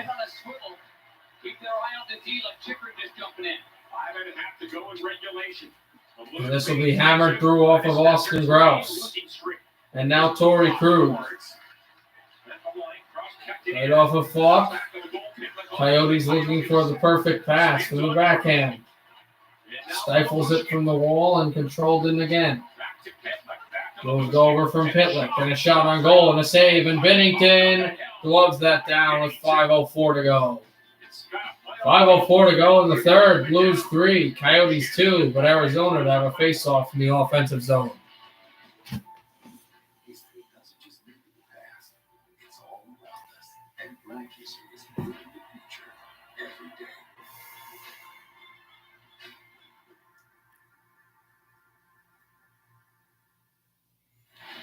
8:52 in the third, 2-1. Oh, Predators scored.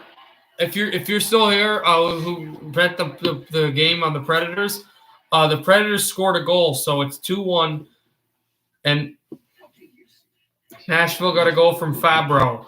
So obviously you need the Lightning to get another goal. Maybe a power play, not power play, an empty net goal. See that.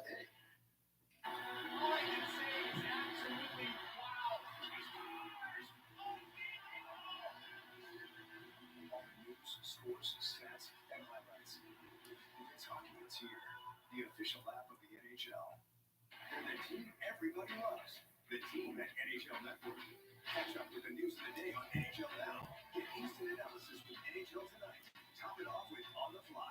Every game matters. All season long on NHL Network.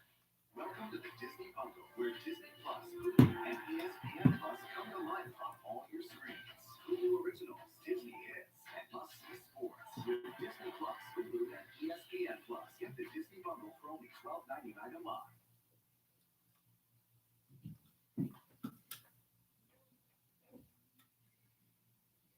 Game, and I love the pace of this game.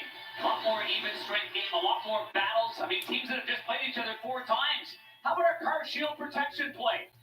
Oh, big Colton Frankel. That's all 6'6" of them.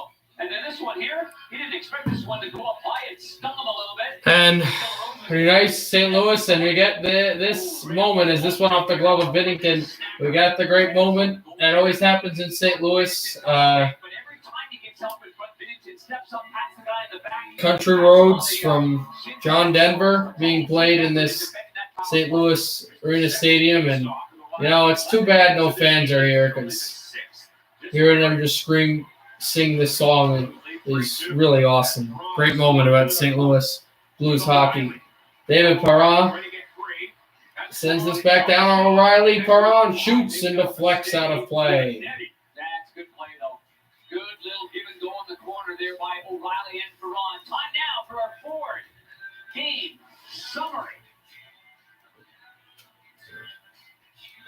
Ivan Barbashev, a helper, a couple of block shots and hits on the forecheck. O'Reilly with 2 goals, including his 200th career NHL goal and 1 assist. And David Perron a goal and 1. So, Darren, that's why Bruins put Barbashev on the slide to retrieve pucks, to muck things up, give the line some energy, and I think it's worked tonight. I do too. Takes off one by the Blues, Cairo runs back. Back down away from Cairo, and Schwartz takes a hit. Here's Schwartz back down the line. Hauled in by Parayko, and a save by Kemper. I tell you, another positive in this game has been Colt Parayko. That big fella. He's starting to shoot the puck more. And From this game, we'll go immediately for the final game of the night to Amelie for the Lightning They've always been amongst the leaders, and he gets to those and the goals. But obviously, because of Predators. one issue or another, he has not been firing the puck. But tonight's game has been a nice change here. Now 4.5 to play. Shan on the faceoff. Dvorak wins it. Demers on it for the Coyotes. There's Demers right over for the Arizona Coyotes, and a hit on Schwartz at the Arizona bench. And they're still jostling away. Still moving there. Shen, puck is pinned. They've got a skate on the stick. They're pushing Schwartz. Demers is dangerously close to maybe having a penalty against him because he had hands up high on Jason Schwartz. Final 4 minutes of the third period. St. Louis 3, Arizona 2. St. Louis won the first game against the Blues, but then the Coyotes won the next 2. What will happen here in a 1-goal game? There's Garland, backhands off the board. Go over to Falk. And Falk had a thunderous hit on Osterley, who's down. Osterley is down. And this might be a penalty against St. Louis. Let's see. As Osterley went down with just a high check up in his upper section.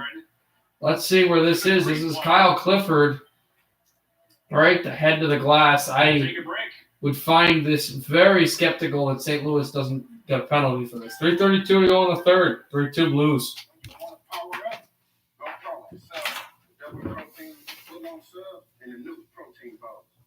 If you want to go pro like Warshawn, don't let anything get in your way.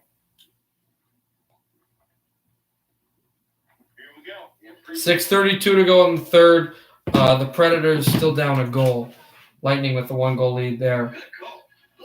Interesting. All these close games, no game has gone past 60 minutes. We'll see if either of these games do. Both are 1-goal games. NHL tonight. Top it off with On the Fly. Every game matters. All season long on NHL Network. Hockey fans, gear up at NHLShop.com. The largest assortment of NHL fan gear anywhere.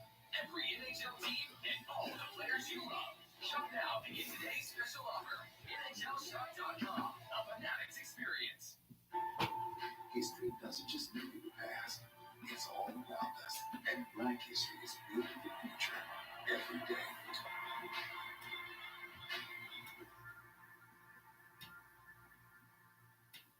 Welcome to the Disney Bundle, where Disney Plus, Hulu, and ESPN Plus come to life on all your screens. Hulu Originals, Disney Hits, and must-see sports with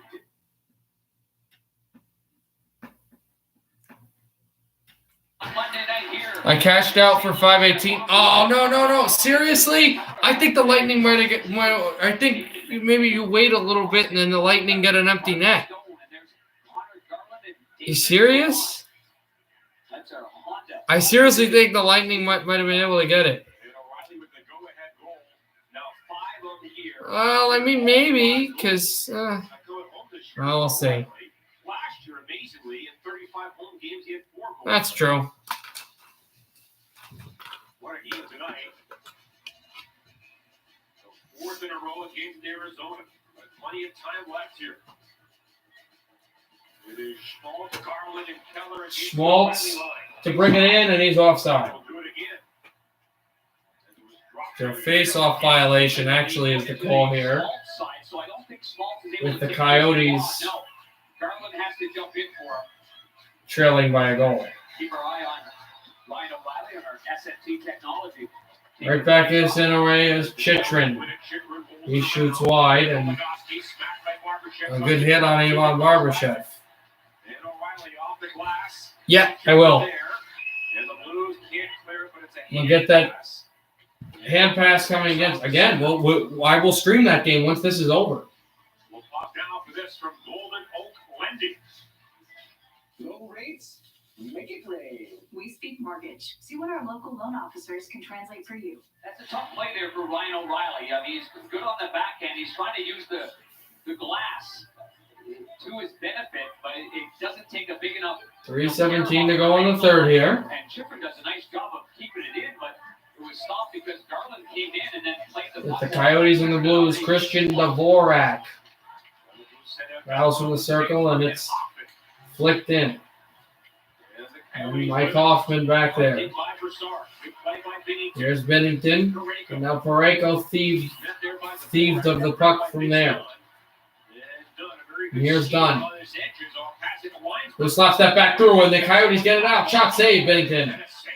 Right off the draw. He had a man on him, so that's why he kind of didn't get in more interior. Coyotes still try to play this back through, and it comes to center again. I like Dylan Rose having an excellent camp. Excellent camp. It's just a numbers game right now. But you know that everyone Back down for Schmaltz. Former Chicago Blackhawk can play this in. Personally, I play defensive pairing with two former Chicago Blackhawks, Schmaltz and Jomerson. Penalty against Arizona. This is not good because Clayton Keller will get a penalty, trailing by a goal. Remember, power plays are 2 minutes with 2:25 to go in the third. So that means that the penalty would end with 25 seconds left in regulation.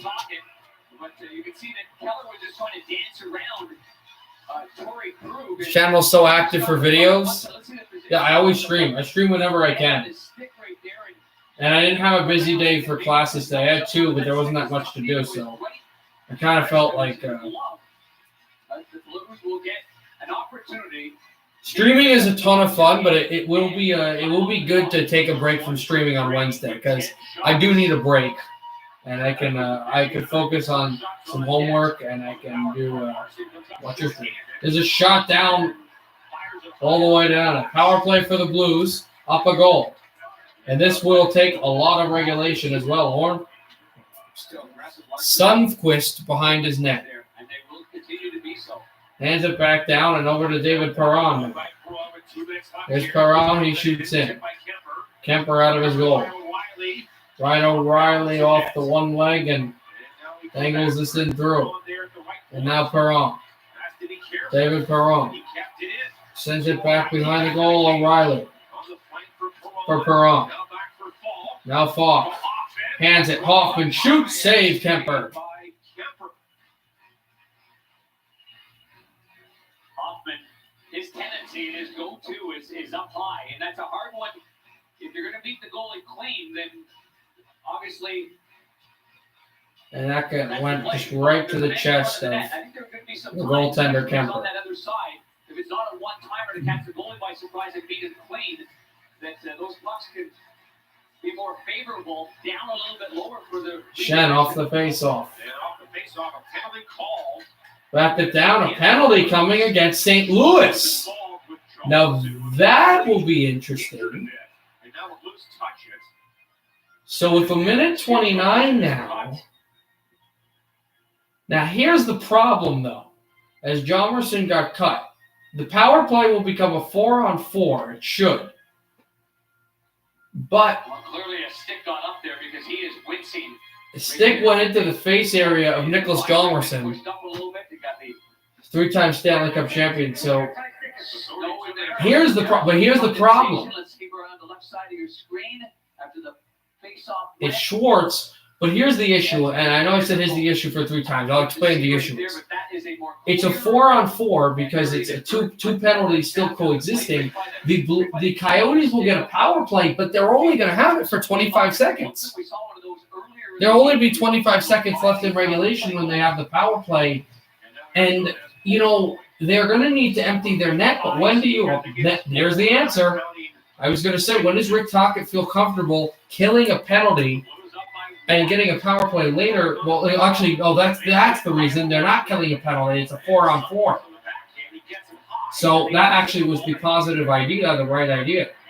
A minute 18 to go in the third period.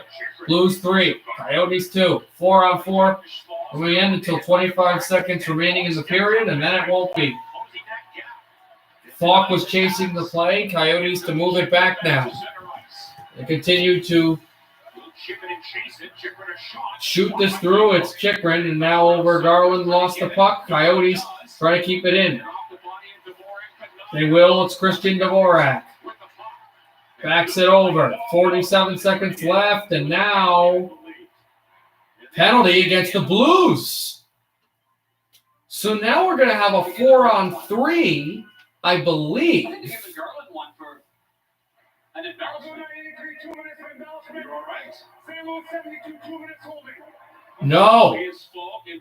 No, here's what happens now. You're back to a 4-on-4 because Osterley gets a penalty for embellishment and Falk gets a penalty for holding. You can see that Falk gets streaked around and his left arm gets caught in the neck and the helmet, and as he brings him down, Garland goes down, and that's a top goal right there. Excuse me, it was Garland who went down. So now you get back to a 4-on-4. And since both of those penalties are 2-minute penalties, Garland and Falk won't be there until overtime if we get there. Tampa 3-1 empty net goal. Oh, crazy. And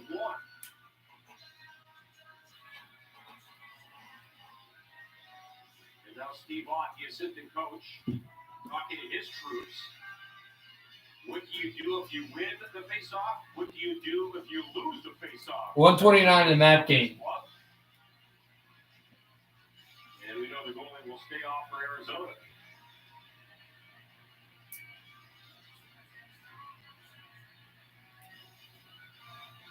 I think the one thing that you want to make sure is that you have composure with the puck. I mean, there's going to be an all-out assault, but don't get those happy hands. Just fire it down there. Face off back down there. Ryan O'Reilly still from the circle. Bertuzzo has it. Bertuzzo shoots it down the ice. This will be icing against St. Louis. 8 seconds. A lot of hard work though on the face-off dot by both Ryan O'Reilly and then by Oscar Sundqvist as well, who set, I would say, a fine. I'm an Isles fan. I'll never understand Tampa Bay again, especially after last year. Underestimate. Oh, I didn't last year. I picked them at the beginning of the year, and by beginning of the year, I mean August 2019. I picked them to win the cup. No, I really believed in this Tampa team. Chikrin hands it, drops it off. Chikrin over Kessel. Kessel. Also, I'm actually not a Canucks fan first. It's my second favorite team. Devils first, actually, believe it or not. So I understand the New York, New Jersey team has a pass in front. Kessel could not bury it. Kessel off the left circle. Kessel still holding. Pass into the middle. Held. Keller too far. As Keller did come out of the box. Now 6 seconds left in the third period. Still moving it away. He has a chance back in front. That blocked again. Another shot, Krause. Another shot. They score! They beat the Horn! They beat the Horn!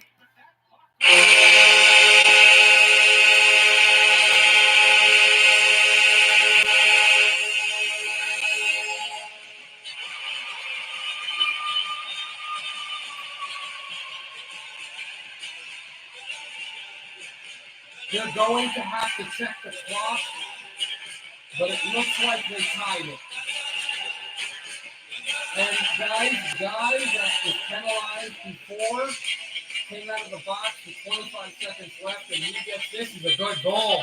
This is a good goal. We're going to overtime.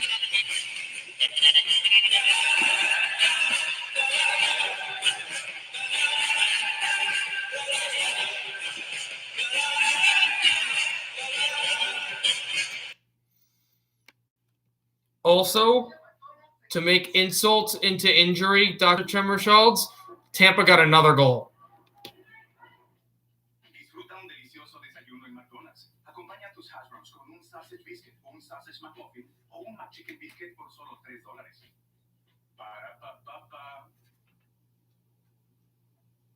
Chicos, vamos a desayunar. Chicos. Me voy a McDonald's en 5 segundos. Yeah, final score of that is 4-1. We need the Blues to win. Okay, well, we got overtime. How about that? Scoring with 0.6 to go to get a point for Arizona.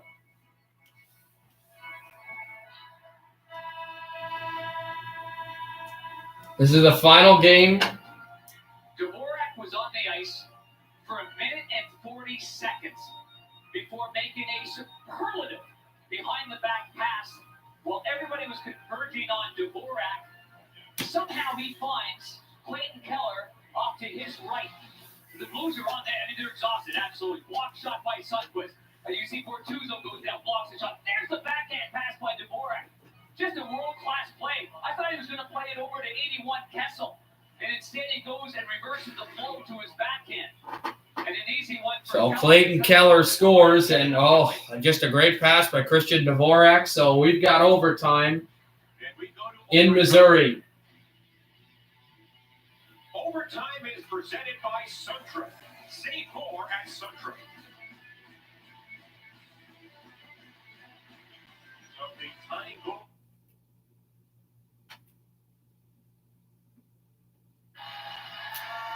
And that was a power play goal. It'll count as a power play tally as well for Arizona. Remember that Keller was called first for the penalty. Then you had the other penalty called. Then you had then you had the other two penalties, but those are just the 4-on-4. Now, what should be recognized is since we're going to overtime, those if the overtime lasts, I think a minute or I think 2:30.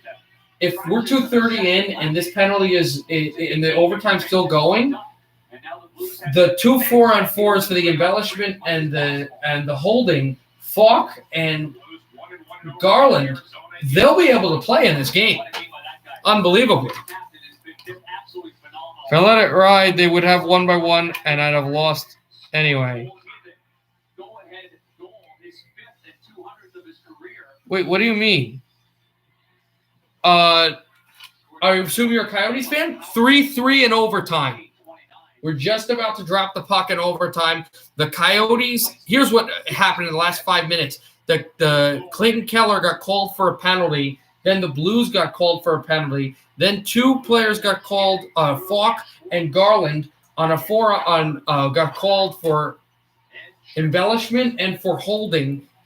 And they're going to come back onto the ice if this overtime goes past 2:30.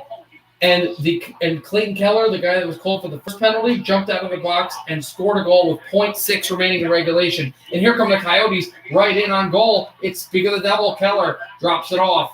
Here on the 3-on-3 overtime to take it back is Jacob Chychrun.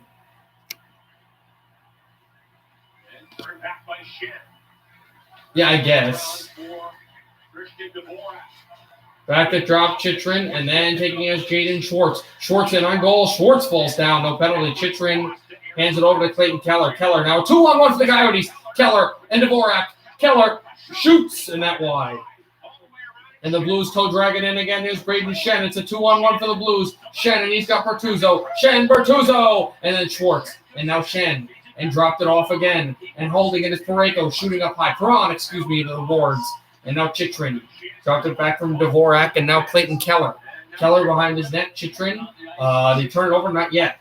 Coyotes try to get it to center ice. They cannot. Blues keep it in. Held on David Perron. Perron looks to the goal. Perron, a shot in front. O'Reilly, who scored a goal today, the captain. Dropped it over for David Perron. And over now Vince Dunn. Vincent Dunn. Holding it with the puck. Loosed it over Perron. Shoots. And it got blocked by Dvorak and out of play. Coming in behind him, maybe looking for a drop pass. And if that were the case, then Perron could have gone straight to the net, and O'Reilly could have used him as a screen. Instead, Perron did decide to shoot it, and it goes off the stick. Here's the first one. He tries to go. This one gets blocked off of Dvorak's leg, shoulder, and goes through. Well, Habs don't play tough, so okay.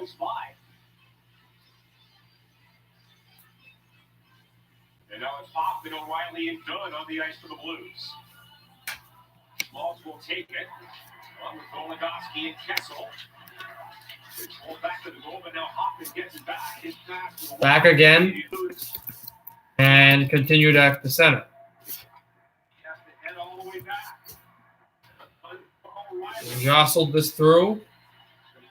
I'm aware. I streamed all those games and wanted to smash my head into the desk. Dropped it back for the right circle. I don't know what's going on in Vancouver, I can tell you that much. It's back to center again with 3:09 left. Here's Mike Hoffman. Hoffman brings it up. Hoffman gets turntabled by Kessel. And he drops it off. And here is Schmaltz. Schmaltz. Here's Kessel behind the net. Here's Kessel. Phil the Thrill hands it off. Dropped it back. Demers wide of the net. And here's Phil Kessel again. Phil to Demers off of his stick and back to center. 2:40 left in overtime. And here's Garland on the ice. See, that's the thing. And Garland wouldn't have played in the game at all if the Coyotes hadn't tied it. Save on Binnington. Here's Garland. Imagine if he wins this thing.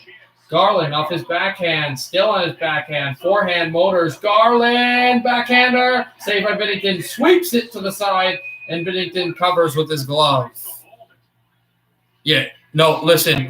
When he went in the offseason, I was upset. I wanted to re-sign him. So you don't have a D-zone face-off, but that situation, there was no chance for him. So that's just how Connor Garland just dove this backhand. And Binnington really wanted to get this puck before Dvorak had a chance on it. 2:20 left in overtime. 3-3 our score. 20 left in overtime. And Dvorak will take the face-off against Braden Shen. Shen on with Parayko and Schwartz. Dvorak, Keller, and Chychrun. Dvorak, Keller, and Jacob Chychrun. And here's the other defenseman, the big defender for St. Louis, Colton Parayko. Parayko with the puck. Also, if you're wondering, the penalty on Keller was actually Garland was actually stupid. It was a embellishment. Here's Jaden. He's Braden Shen. Shooting glove saved by Kemper. This is the first game, and mind you, we've had a lot of close games, at least into the third period today. This is the first one to go to overtime. a little bit of distance, but you can see how low Shen gets. He's trying to get it around Chipper, the defenseman, and maybe use him as a screen.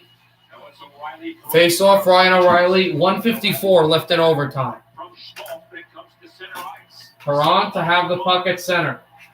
Handed back to Krug. Dropping it back to Torrey Krug. Former Boston Bruin can make his way through. He scored one overtime goal in the regular season last year. It was against Minnesota, and what a goal that was. Perron, off his backhand, lost it from his stick, and it's sent down into the Blues' end.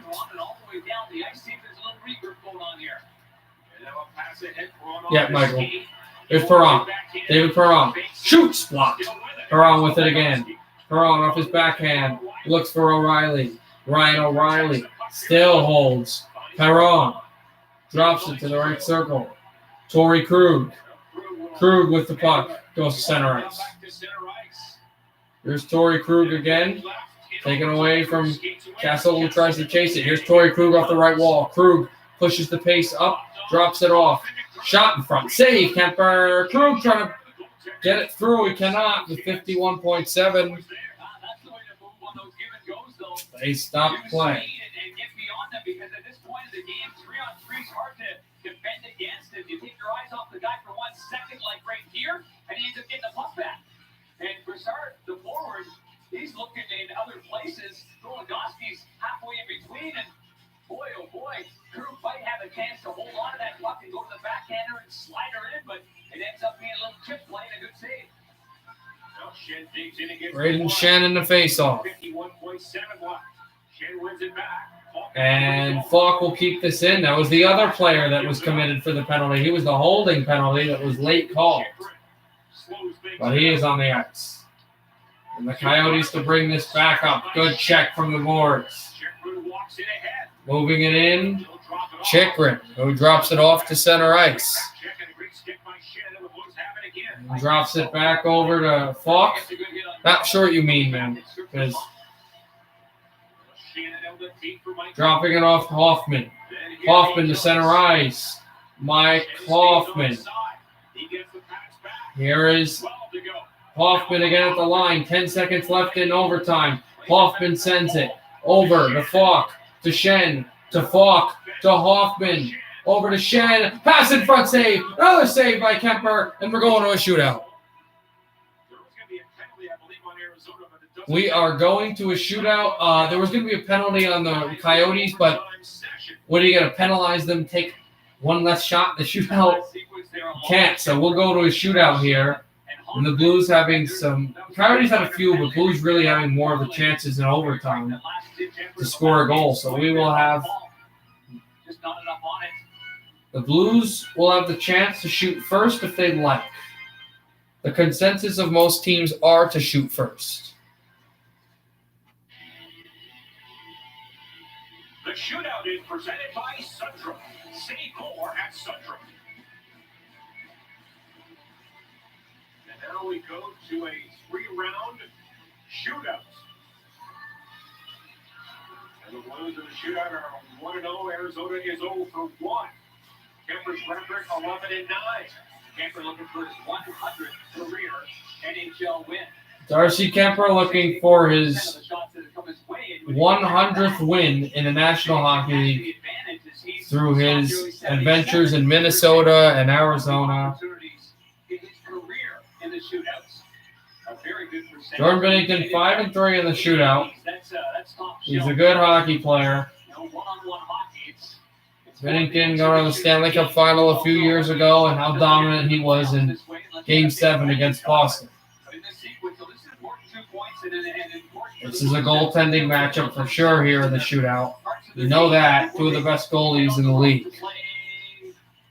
Their statistics show for themselves. It's not no question that both of these guys know how to goaltend. 0.6. 0.6 in the third was the time.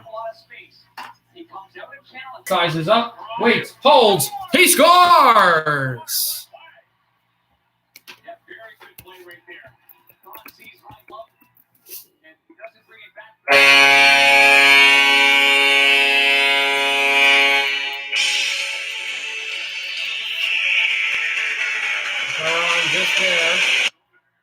Makes it 1-0 Blues in the shootout. Blues scored. Perron scored. 1-0 Blues in the shootout. Coyotes to bring it up to tie it. Here is Schmaltz. Schmaltz holds, shoots, save. Bennington with the glove. Nobody won yet. Still going on, Dominic. Blues will now have a chance to take a 2-0 lead in the shootout and be the verge away from winning. Coyotes can keep it at 1-0 still, though. Here's Braden Shen. 5 goals, 20 shots, career shootouts. The former Philadelphia Flyer will take the puck at center ice and move it in on goal. Shen lost the puck. Braden Shen didn't even shoot it. He tried to angle from the right side back to the left, and he lost the puck. So the Coyotes will have a chance to tie it now.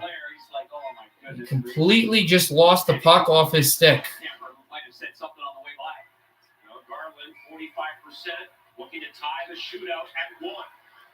Moved in. Overcome the Coyotes backhander. Forehand score! Garland. And the Coyotes tie the shootout.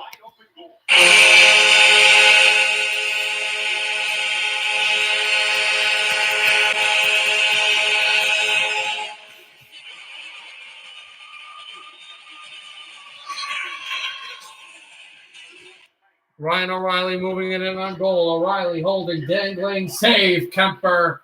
And believe it or not, the Coyotes can win with a goal. My goodness. O'Reilly coming in tight, head up all the way, and trying to go low to that stick side. A lot of times he tries to get the goalie to open up the 5-hole and slide it underneath. Christian Dvorak to win it for Arizona and to win the last 3 against Coyotes after dropping the first one. Dvorak, he scores! Beautiful backhander. Arizona wins it.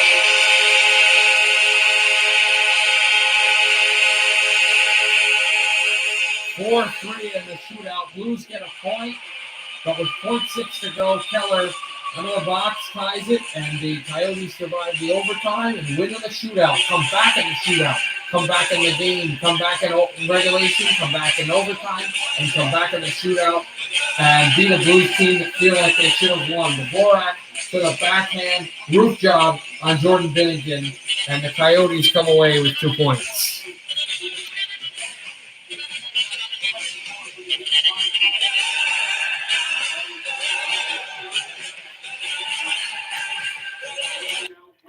All right, guys, I will see you tomorrow for Red Wings and Panthers. All right? Happy hockey, everybody. Good night, everybody. I'll see you tomorrow. As the guys mentioned, this Arizona team, they're very resilient. They definitely showed it.